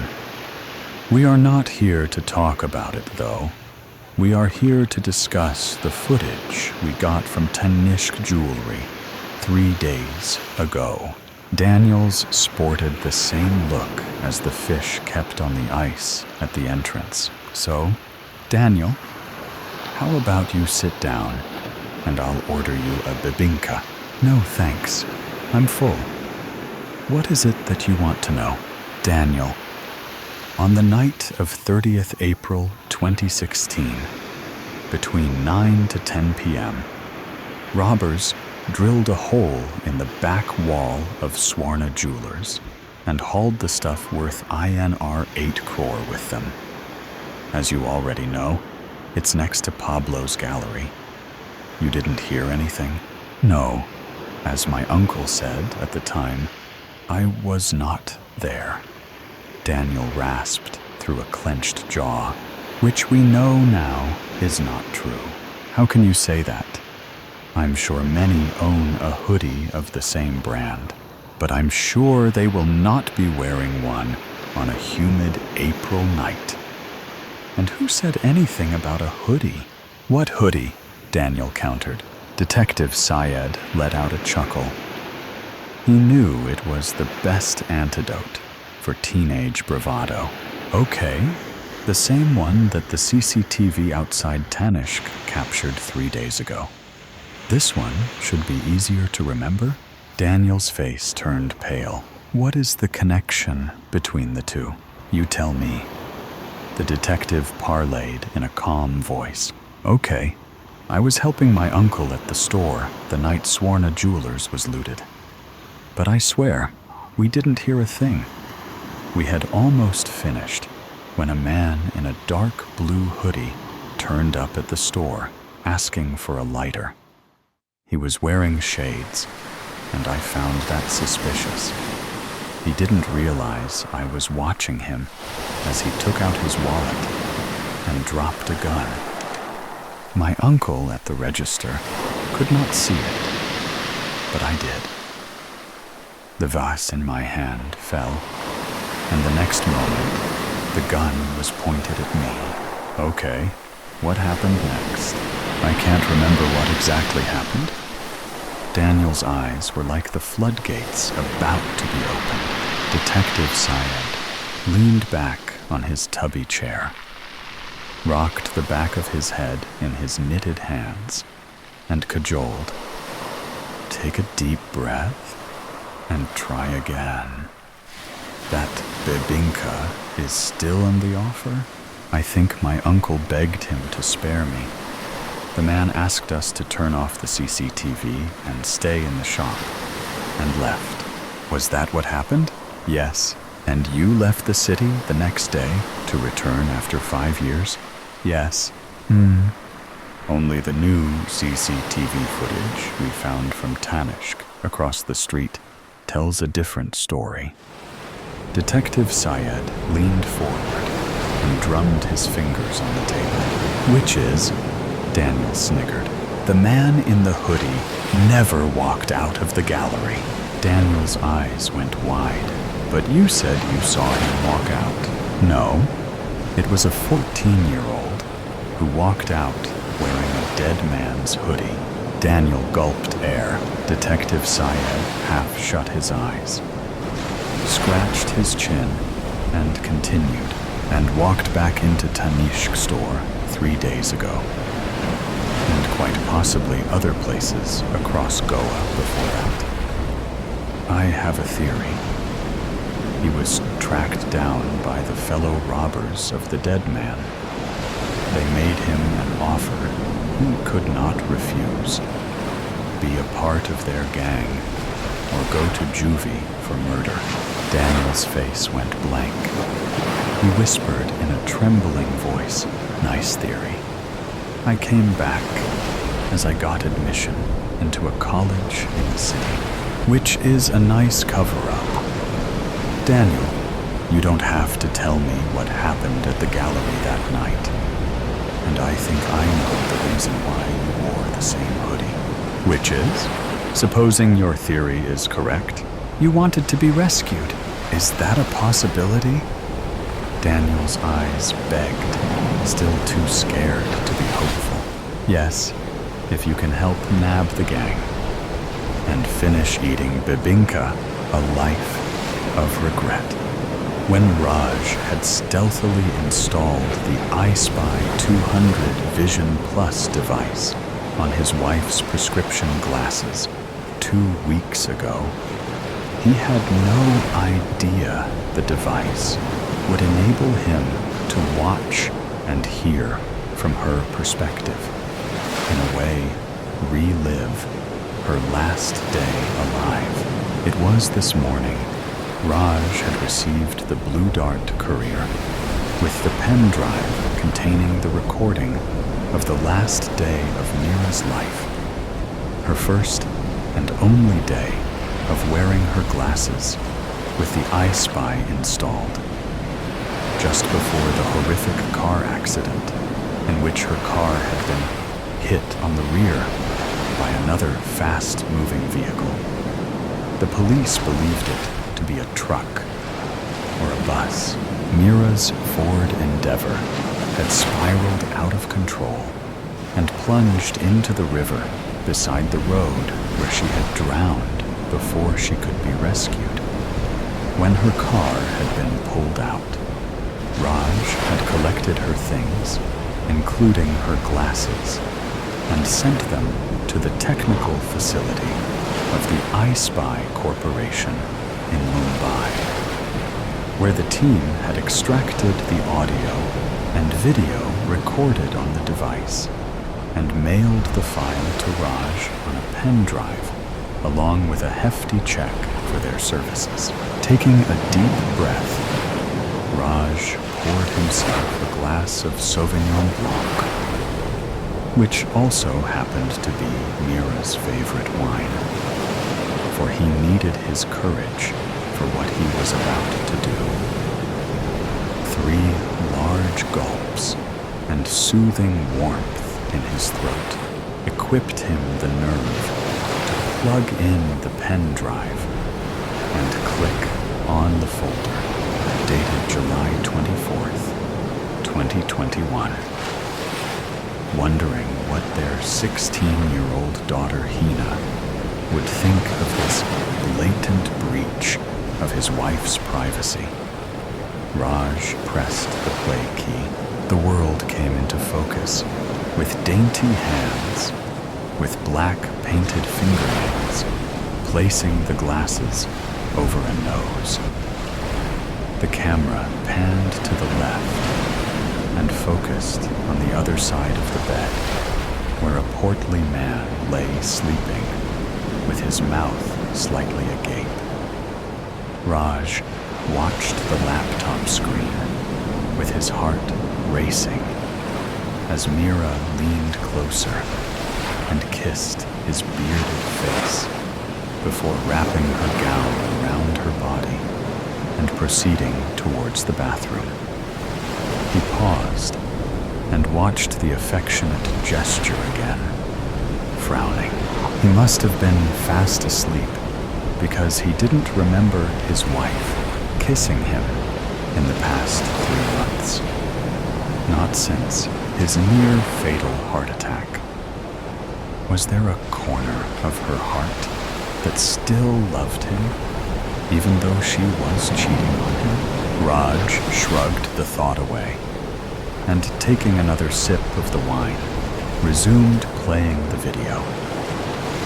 In the bathroom, Meera placed her glasses on the bathroom sink while she proceeded to undress and step into the shower. For a few moments, Raj hated himself for lowering the laptop screen. This wasn't why he was spying on his wife, and somewhere in his heart, he knew he was violating her privacy after she was dead, which made it worse. But then he lifted the screen once again to watch his wife bathing, still as glorious at 43 as she was 20 years ago when they had first met.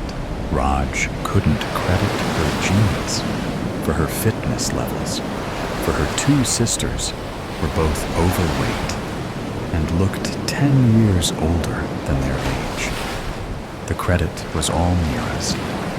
She loved swimming in the clubhouse and sweating it out in their backyard with her 10-kilogram kettlebell. With a twang of shame, Raj glanced at the tires of fat around his waist, which made it impossible to see his feet without leaning over.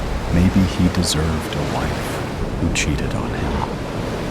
After all, he had completely let go of himself over the past 10 years. A factor, his doctor proclaimed, had contributed to Raj suffering a massive heart attack at 46, despite having no history of heart disease. Meera put on her glasses as she emerged from the bathroom and got dressed in a navy blue suit for her office meeting. Each Monday, she had a meeting with her boss, a man she detested but tolerated because it allowed her to provide for her family. As she combed her long, wavy hair and effortlessly styled them into a chignon, Raj caught his own reflection in the mirror on the chin behind her. A middle-aged, unshaven, unemployed man perched on the edge of the bed, wistfully watching his beautiful and successful wife, who was everything he wasn't. Did he feel resentful towards her? Was it her fault she had done well in her life, while he had simply failed at everything he tried? Was it love that still kept them together? Or was she only with him for the sake of their teenage daughter? "I'm going to be late today," she said, without glancing at her husband. Today's the last date for the submission of the RFP response, and Kana would expect me to finish it before I finish my day. "How late?" he asked desolately. "Late," she said firmly, giving him an icy stare. "Eat your dinner if I'm not home by 8. I hope you can manage to feed yourself and Hina." It was more of a statement than a question. Raj heaved himself from the bed with much effort. "Let me get breakfast started. I'll eat in the office. Anyway, I can't eat anything before my Monday morning meeting. You know that." Through the camera, Raj saw his own sorry figure as Mira grabbed her purse and laptop bag and left the room without another word to him. She paused by their daughter's room, and after a perfunctory knock, opened the door and stepped in, closing the door behind her. Raj remembered sticking his ear to the door, eavesdropping on their conversation. But all he had heard were some muffled noises, as though they were deliberately trying to keep their voices down. It had started 2 months ago, when one night, Raj had woken up to find his wife's side of the bed empty, and loud arguing noises coming from their daughter's room. As he had tiptoed to Hina's room, he heard his wife yelling, "Do you know how old you are? I'm 16. I'm not a child anymore. You're just 16. You're still a child. You cannot do this." "I can and I will," the daughter had argued back. "I forbid you." And on the argument had fired back and forth between mother and daughter until Raj had stepped into the room and both had frozen and then sputtered an apology for waking him up. Docilely, Hina had apologized to her mother, and Mira had embraced her daughter. But Raj had sensed that it was just a temporary ceasefire owing to his heart condition, and the real issue between mother and daughter was not yet resolved. When he had probed about the subject of the argument, both had dilly-dallied without giving him the truth. While he appreciated their concern for his health, Raj wanted to be part of important discussions affecting their daughter and wasn't happy with being left out. Now he watched keenly as Mira stood facing their daughter, Hina, who was still in bed as it was early for school. "Good morning, sweetheart," Mira said warmly. Hina, a scrawny 16-year-old girl with crazy curly hair, mumbled a good morning from under the covers. "I was leaving for office. I wanted to talk to you before I go," said Mira, sitting on the edge of the bed. Hina sat up on the bed, rubbing her eyes. "Yes, Mom. Is everything okay? Is Dad okay?" Raj's heart swelled with happiness at the concern he heard in his daughter's voice for his health. While not the most affectionate or expressive person in the room, Hina did show her love occasionally through her gestures. Mira sighed deeply. "Your dad's fine. He's recovering, you know. We can't let anything stress him out." Raj thought Hina looked away guiltily at her mother's words. "You know what I'm talking about, right?" Mira pressed on. "Yes, Mom. Have you met him again? Outside classes?" "No. Are you sure?" "Of course I'm sure, Mom." Mira's gaze dropped to the bed cover, and her delicate fingers smoothed out the covers. "I know you went to his house on Friday." Hina's expression was that of a deer caught in the headlights. I went to his house to say goodbye," she stammered. Mira's sigh was deep and audible. "I want to believe you. Really, I do. But I can't. You've broken my trust, Hina." Hina was now almost in tears. "I'm so sorry, Mom. But really, I had gone to his house for the last goodbye. I'll never see him again, except at school, of course, where I can't avoid him. Good. You know, once your dad is better, we'll do something to fix this problem permanently." Hina's ears perked up at the suggestion. "What do you mean, Mom?" "I mean, there's more we can do to fix this problem. I don't want to do anything right now because of your dad's precarious health. But once he's better..." At this, Hina threw the covers and jumped out of bed. "You can't punish him, Mom. It was my fault as much as his. Promise me you won't do anything." Mira rose, placing the strap of her laptop bag across her chest. "I'm not promising anything, sweetheart. Let's talk about our options in a few weeks' time. Until then, if you see him again outside class, I'll know right away." Hina stared at the wall clock behind her mother's head. "I won't see him like I promised." Raj's mind galloped to process the new information he had learned about his daughter. She had a boyfriend, apparently a boy from her class. Was that the reason for the strife between his wife and his daughter? Or was there more, he wondered, as he fast-forwarded the part of Mira's day where she attended her Monday morning meeting with her boss and worked in the office. Everything about the exchange surprised him because he was the overprotective parent, constantly worrying about every little thing regarding their daughter, while Mira was more of a liberal parent who allowed Hina to experiment and even encouraged mistakes, even though he thought it inadvisable for young people to date before 18.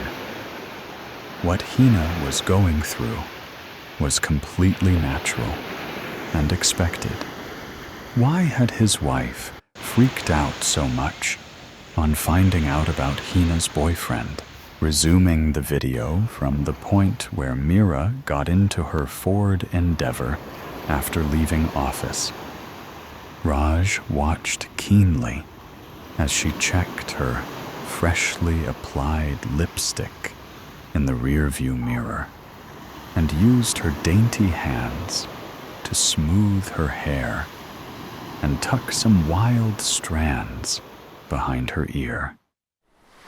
She turned on the ignition and began driving in a direction opposite to where their home was located. When the police had questioned Raj about where his wife was returning from that fateful day, he had surmised that perhaps she had taken a detour to the market to shop for something for their daughter's upcoming 17th birthday. And maybe she had liked something, but wanted to discuss with her husband before buying the gift. Raj wasn't quite sure what had prevented him from sharing his suspicions with the police that his wife was probably having an affair and was returning from a rendezvous with the other man. It was probably as a token of respect for their 18-year-old marriage and consideration for their daughter that Raj had kept his suspicions to himself.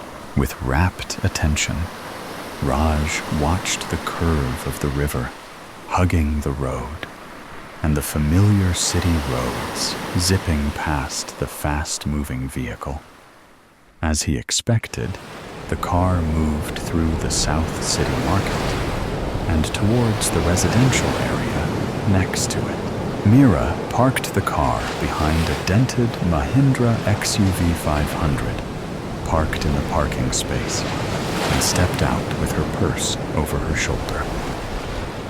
She rummaged through her purse for something, and apparently not finding it in there, she leaned into the car, opened the glove compartment, and extracted a pepper spray. With the pepper spray ensconced in her purse, she marched to the front door and rang the bell. The pepper spray confused Raj. If she was going to meet her lover, he'd have expected her to be rummaging in her purse for something other than a pepper spray. The heavy brown door was opened by a balding man with horn-rimmed glasses on his nose. Mr. Sehgal? Hina's physics teacher? Was Mira having an affair with him? She detested the man and had even argued with him over some marks after the first term examination results. Nothing made sense. The man's face deflated on seeing the visitor. Raj thought Sehgal looked shocked to the point of being afraid on seeing Mira. Surprised? Said Mira. Why? Were you expecting my daughter? I don't know what you're talking about, the man stammered. I know you've been having a romantic relationship with my underage daughter. The man inhaled deeply. I have no idea what you're talking about. I have proof. Those letters you wrote to her. I found them, and I immediately knew they weren't written by a boy, but by a grown-up man. How could you do this? You're at least 50 years old. You disgust me. The man's nostrils flared with fury. Listen, you can't come to my doorstep and accuse me of something I haven't done. You need to leave, he said, beginning to close the door. Mira's ring-studded hand stopped the door from closing. I am leaving, but not before I warn you to stay away from my daughter. If you try to talk to her outside the class again, I'm going to inform the police. The only reason I haven't already contacted them is that Hina begged me.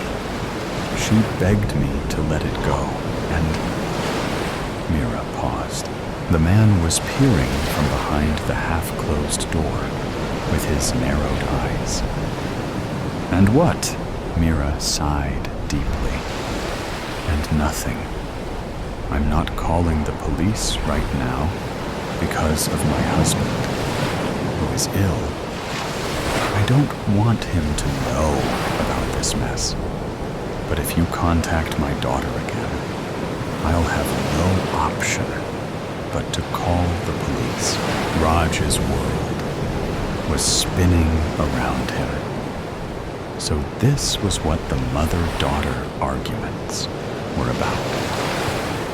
Now that he realized what had happened, it made perfect sense. Why then had his mind jumped to the conclusion that his wife was cheating on him? And the reason Hina was arguing with her mother was that she had somehow found out about her mother's affair? How could he have been so naive to jump to a disturbing conclusion based on a mere happenstance? The only thing Mira was trying to do was protecting their daughter from the pedophile and protecting her sick husband from the stress of the situation. The sudden onset of guilt at suspecting his innocent wife of cheating on him and violating her privacy made Raj sick in his stomach. Having half a mind to close the laptop screen, Raj continued watching what was probably the last hour of his late wife's life. Soon, she would be on her way back home, and her Ford Endeavor would be hit on the rear by a vehicle that would send her spinning towards the river and to her death. Things seemed to be moving in slow motion as Mira delivered the final threat to the physics teacher, and leaving him with his jaw hanging, reversed her car out of the driveway, turning around towards her home as she drove on the highway next to the river. Raj kept his gaze on her rearview mirror, his heart racing. If he was lucky, he'd be able to view the plate number of the vehicle that had hit his wife's car and hand over the evidence to the police. With his heart in his throat, Raj watched several large vehicles on the highway approaching his wife's car, and some of them overtaking it. Resisting an urge to tightly shut his eyes, Raj continued watching the last few minutes of his wife's life. What must be going on in her mind at the time, he wondered. He regretted not telling his wife how much he loved her and how much he appreciated her supporting the family, especially since he had lost his job. He regretted every harsh word he had said to his wife, every missed opportunity to appreciate her, each occasion he could have been kinder to her. Thinking of their arguments, and every time he had raised his voice at her, made him run with shame. Was this his punishment for not living a purposeful life? For not living deliberately, but just drifting along the currents of everyday life? Raj sat bolt upright as he saw a vehicle he recognized approach his wife's car from behind. This couldn't be right. Why was the man following her? Raj knew the answer to the question a split second before he saw Segal ram his Mahindra XUV 500 into his wife's car and send her spinning towards the river. Water engulfed the world around him, and he saw the bubbles of air escaping his wife's mouth and nose as the water pressure shattered the windows and rushed into the rapidly sinking car, drowning its only occupant. At some point in time, the glasses drifted away from Mira's face and through the camera. Raj saw his wife's face for the very last time. Some of the guilt that Raj felt for violating his wife's privacy was washed away with the knowledge that he now had the evidence to bring his wife's murderer to justice. Wiping the tears from his eyes, Raj closed the video file and picked up the phone to dial the police. Thoughts kill. I held in my cough as I entered the bathroom, senses already on high alert. Smoke unfurled around, blinding me for a moment. It took a second to gauge my surroundings, but once I had, it came as no surprise to see my older brother standing in their group. The only boy in here. After all, this was a ladies' bathroom. I watched in the mirror as the cigarette got passed around. A girl with pouting lips, caked in maroon lipstick, passed it to my brother. His lazy smile at her and the smoke around were in competition to to make me nauseous. A familiar bubble of bile arose in my throat as he puffed out carbon monoxide. I clenched my nostril muscles, focusing on fixing my hair in the bathroom mirror. Luckily for me, I hadn't been spotted yet. They all started laughing as he did some kind of trick with the smoke. My eyes were so narrowed now, I could hardly see out of them. Once my hair was done, I walked over to the door, palm raised to open it, when a girl's voice said, "It's coming tomorrow," my brother's voice answered. "The LSD?" "Shut up!" the girl barked, leaving the bathroom deathly silent. I felt his eyes on my back before I saw them. Next thing I knew, I was slammed into the bathroom wall, inches from a familiar face. His lip curled. "Hello, sister." "Your sister?" the girl asked. She better not be a snitch. My brother didn't answer. I took refuge in the fact that I knew secrets of his that he'd rather die than let his friends know. Or that I knew he still had nightmares about Dad. Or that he used his blanket as a tissue for his snotty nose. His breath steamed on the mirror next to my head as he leaned in harder, earning a yelp from me as I felt his shirt button press in. "Don't let me find you in here again." I arched an eyebrow in response, trying to mask the turmoil inside. "LSD? No way." "Oh, brother, should I tell them?" He read all his secrets on my face. "Go to hell," he snarled. I held out my hand in answer. He looked ready to spit on me as he pulled out a $5 from his pocket. I shook my head with a smile. He took out another. I took the money from him, squirmed out from the bathroom, and contemplated calling Mom. I knew Caleb drug dealt, but this? Everyone knew it never stopped at Cigarette Doll. It had only been a matter of time. And that night, I gave the money to Mom with a too bright smile. "You know, honey, I don't need a commission from the money you earn. The job pays well, Mom," I said with a shrug, the lie spilling from my mouth like silk. She gave me a side hug, then carried on with her work. I lingered for a moment, at odds on whether I should tell her.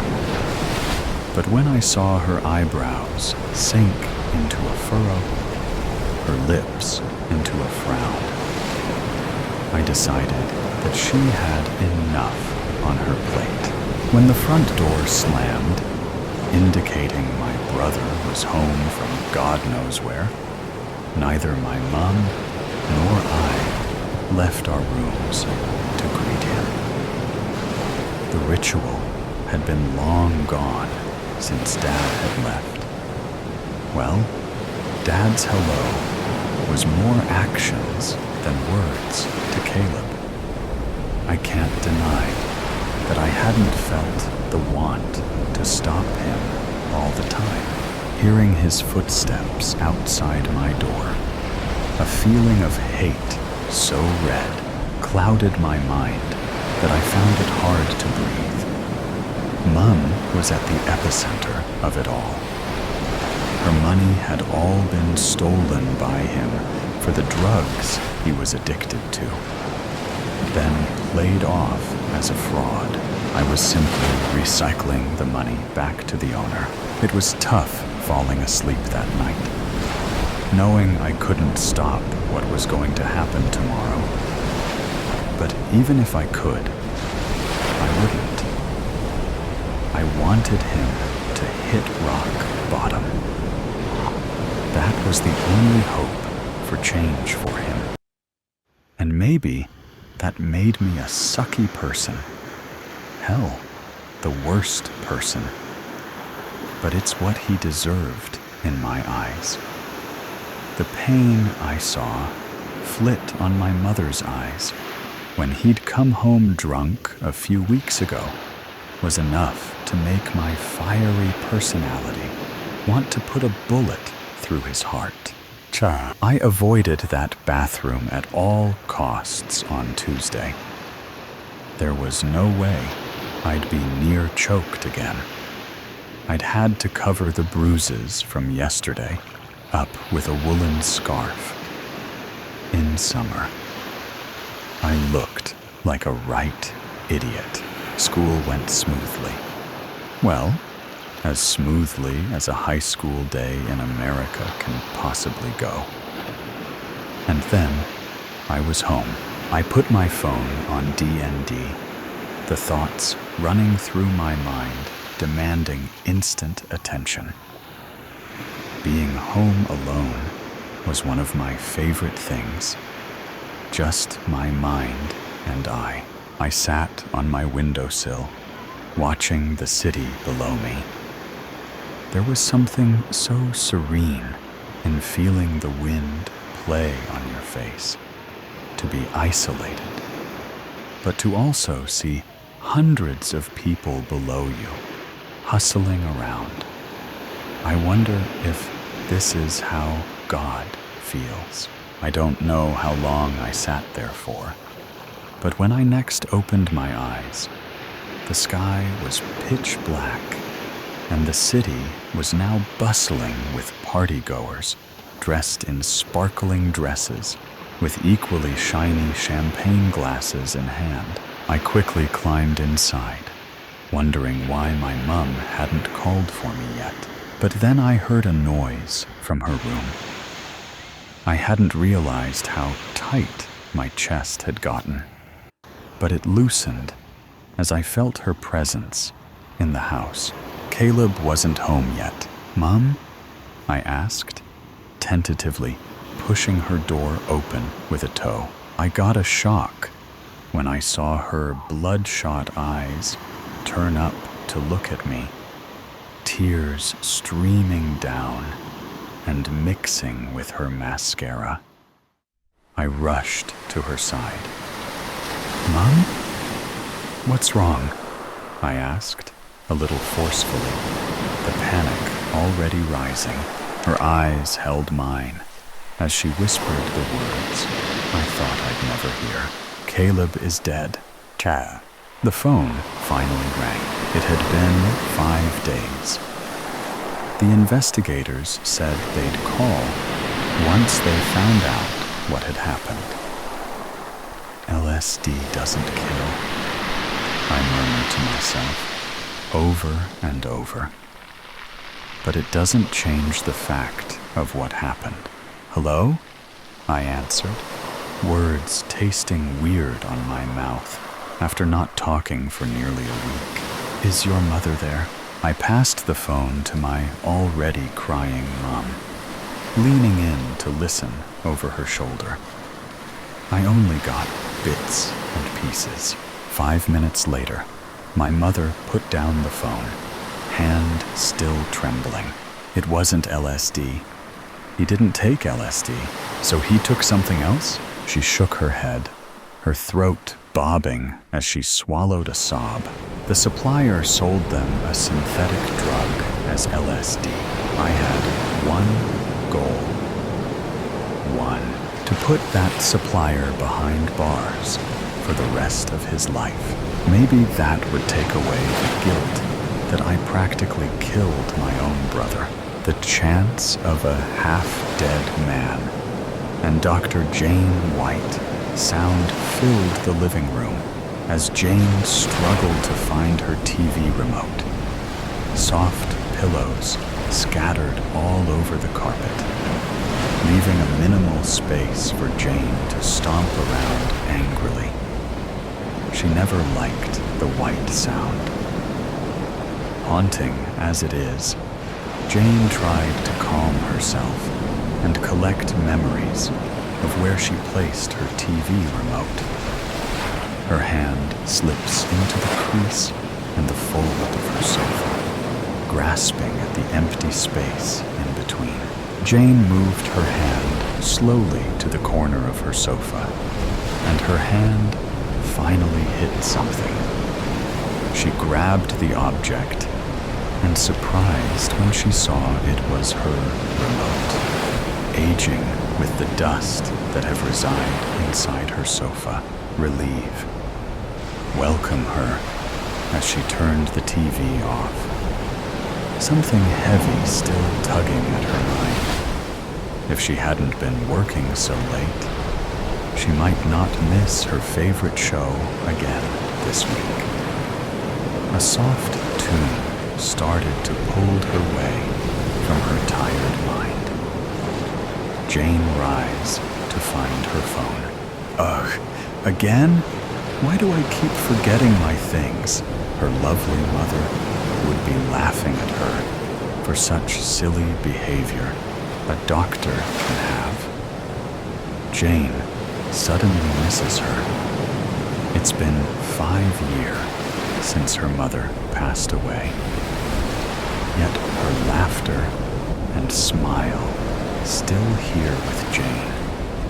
She hopes it will never fade away.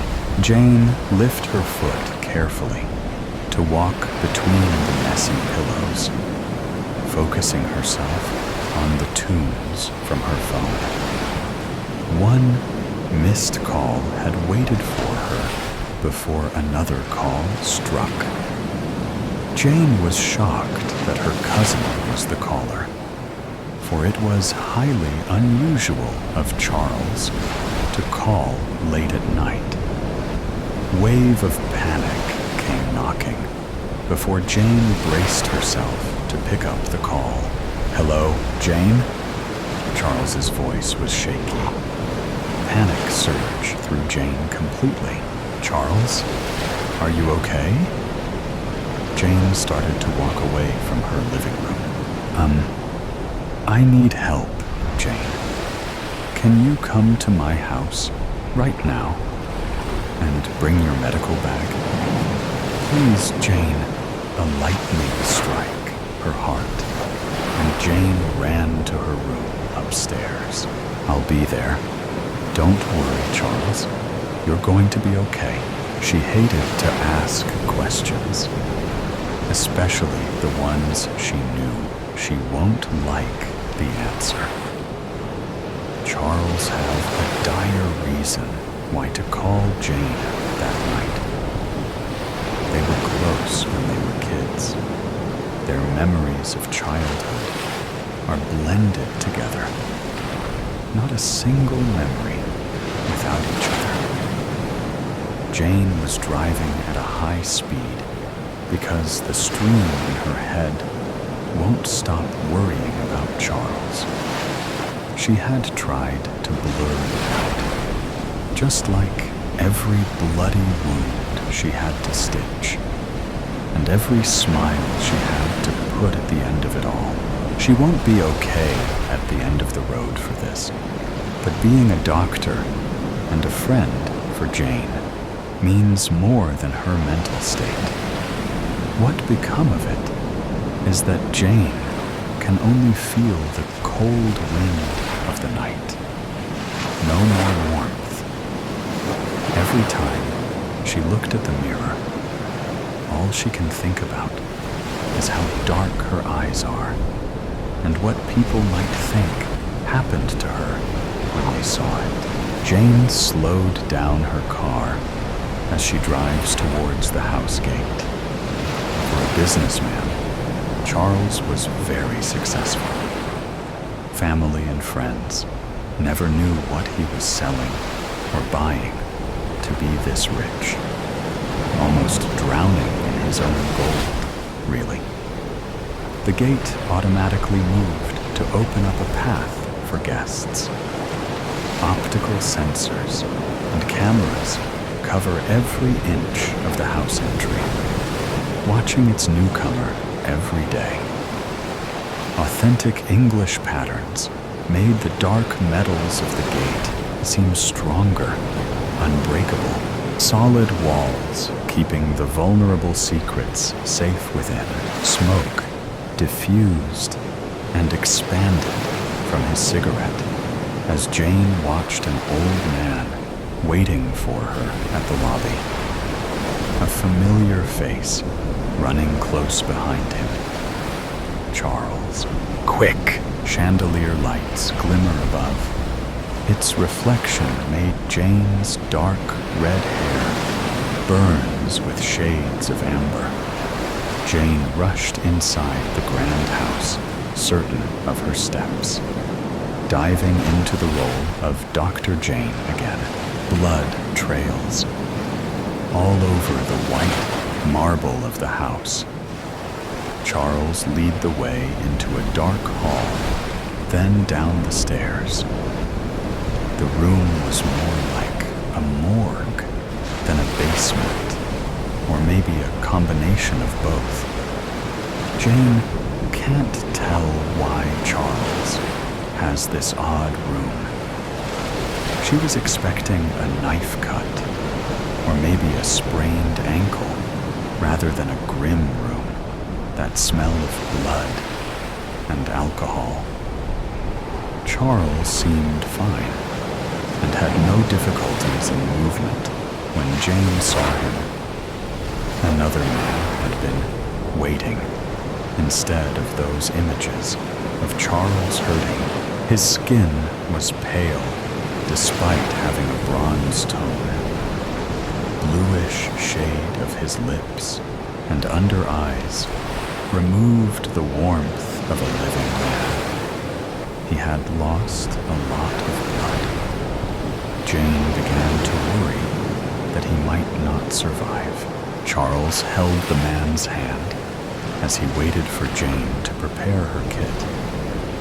The mysterious man was bare-chested. Someone tore his shirt to press it on his wounds. No! I forgot my suture. I can't patch him up. I got it. Anything that you need. Here. Charles pointed at a small white cupboard not far from him. Through the glass, Jane saw a complete collection of basic surgical equipment.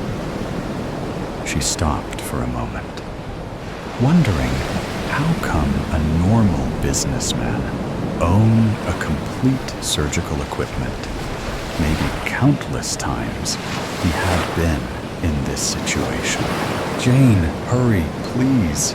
The word struck like a punch in the face.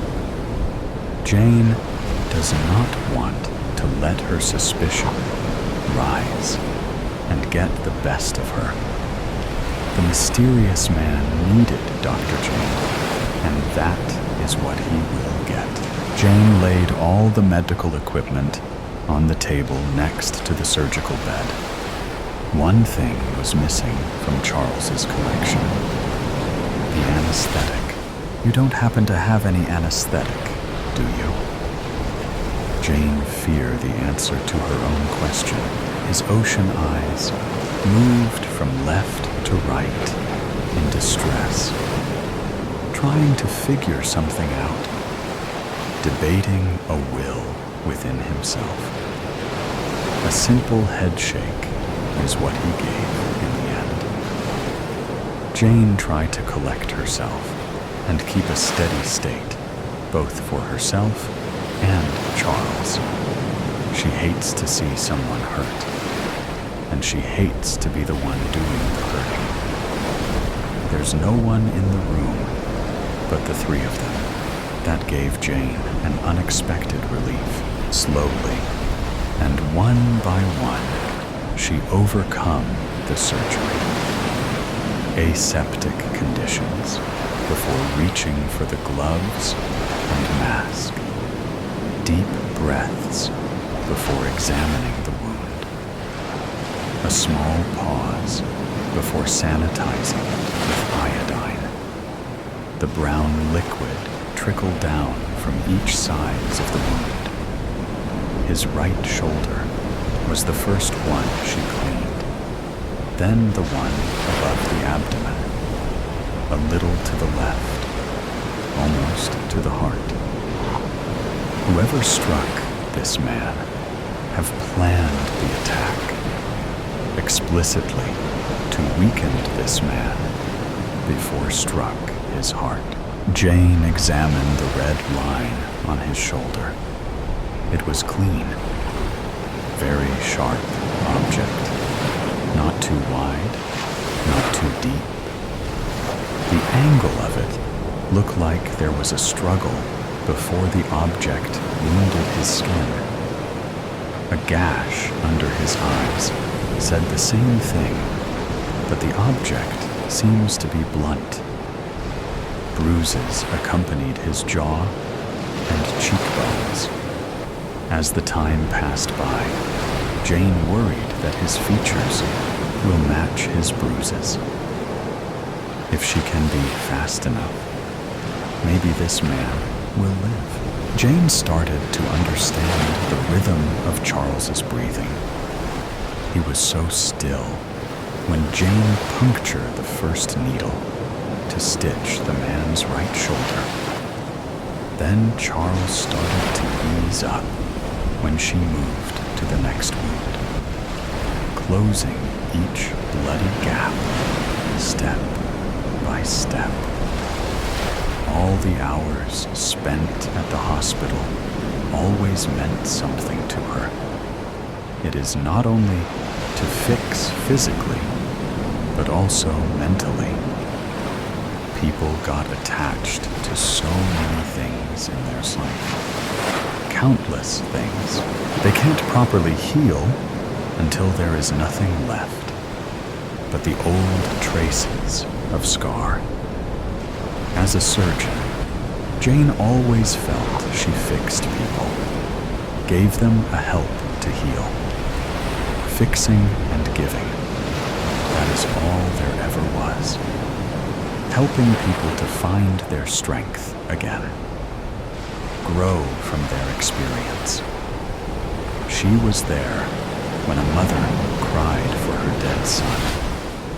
Taken too soon after 5 years of battling leukemia. She was there when a single father decided to permit donation of his son's organs. The son died of car crash. She had failed to save their child, but she was there to help them heal too. She told them of how their child fight for them, thinking of their family at their last moments. There are times when Jane gave a mother her newborn conjoined twins, separated by surgery, but all well and healthy. They will have a scar forever, but that scar will be a reminder of their fight, even before they can remember. Jane had been a part of that. She was more than glad to be a part of that. Mother always told her to help people, do everything from the bottom of her heart, genuine and certain. Believe that there will be a relief for every difficulty. As the last stitch sealed, Jane released a slow breath. She placed clean pieces of bandage over the man's wound. Though not as pale as he once was, the man was laying still and unconscious on the table. He might wake soon after this. Make sure he's hydrated. No alcohol, Charles nodded, his eyes distant. He's holding his breath, waiting for the moment when the mysterious man finally opened his eyes. Charles looks almost drowning in fear. Something glinted in his eyes, something Jane never seen before. One question: what happened? Jane hated the question. It would be easier for her if Charles just spill everything. They both know it won't happen. Jane took her gloves and mask off, avoiding Charles's eyes. Still, she wanted to hear everything in its full truth. You know I can't. You don't want to get involved more than you already are. His eyebrows creased.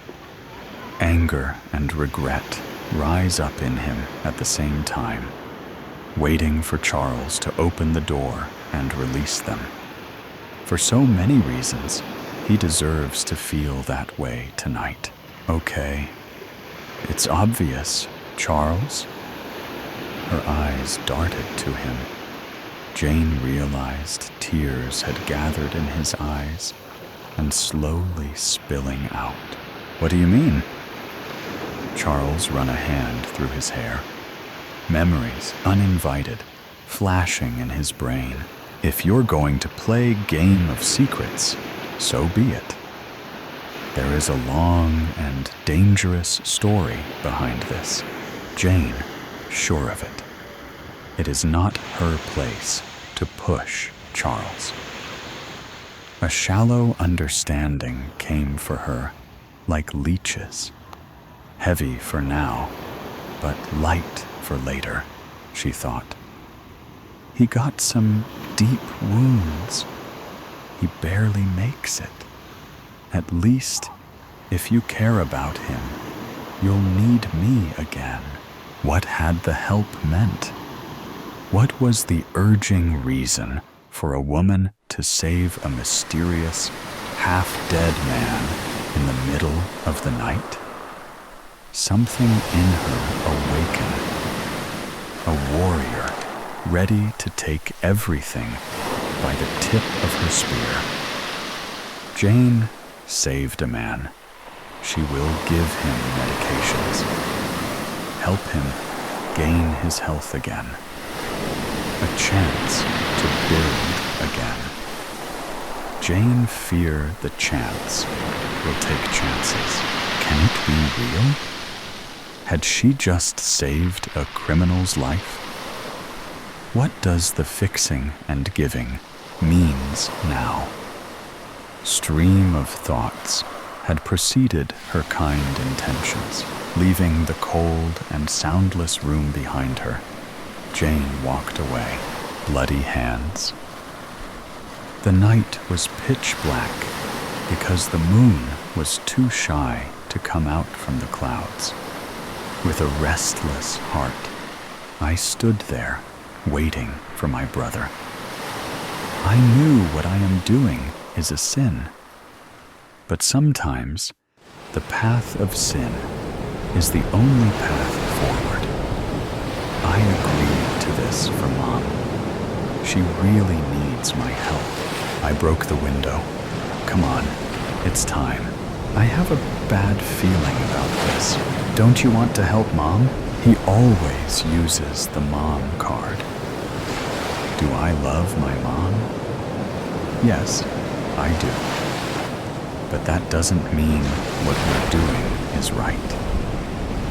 Because of his dumb idea, we're sitting right outside a stranger's house in the middle of nowhere. A simple mistake could derail our whole plan. Mom needed money, and she was never going to ask me for help. But I wanted to help her. She has done enough for me. Maybe more than enough. Being a single mom in this patriarchal world is pretty painful. I know that. That's why I asked my 1 minute older twin brother for help.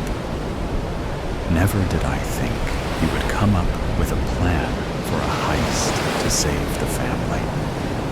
Mom will have a heart attack if she finds out about this. She won't know about this. I swear on Dad. He talked as if he knew what I was thinking. Whoa, calm down. I will go in. We never talk about our dad unless it's necessary. So I knew he was serious. He always comes up with all these stupid ideas that get me in trouble. But Mom thinks it's me who does all this. But this time, he might be on to something. But I think the same thing every other time until things start to go sideways. Yet, I was ready to take the chance one more time. I opened the door and went inside the dark kitchen. The whole place was filled with a foul smell. If my expert brother is correct, a man lives in this house alone with a priceless gold chain of his ancestors. Many have seen him roaming around in his courtyard with the chain around his neck. I just have to find him, sedate him with chloroform, and steal the chain. If I am lucky enough, he will be sleeping with the chain around his neck. Just take it and leave while slowly sneaking towards the bedroom. I looked back to make sure my brother was behind me. I stopped in the middle of the dark room when I saw a hammer in his hand. What's that? Nothing. It's just for protection. As I stood there, unsatisfied with his answer, the lights went on. The next thing I heard was a man screaming in fear. While I looked around to find the source of the scream, I heard a bang. A strange man fell onto my arms with a bleeding head. His helpless eyes reminded me of someone I knew. Dad? As I was trying hard to figure out what was going on, I heard my brother's voice coming from the door. With a bloody hammer in his hand, he was screaming, "Come on, let's go." As I started to run, following my brother, I knew things have gone wrong. I could feel the warmth of the blood splattered all over my face and clothes. Slowly, my vision began to blur. I could no longer see my brother. Darkness covered my eyes. I continued to run into the dark path in front of me. After running for some time, I reached my house. I got in through the back door, just like I did at that stranger's house earlier. I felt the guilt growing inside me. I should find my brother. I searched the whole house for him, but he was not there. Where has he gone? I need him. I tried hard to bottle up my emotions so I won't wake up my mom. She was sleeping. After working all day long for me, she deserved the rest. She needed the sleep. I searched for my phone to call my brother. I need him now.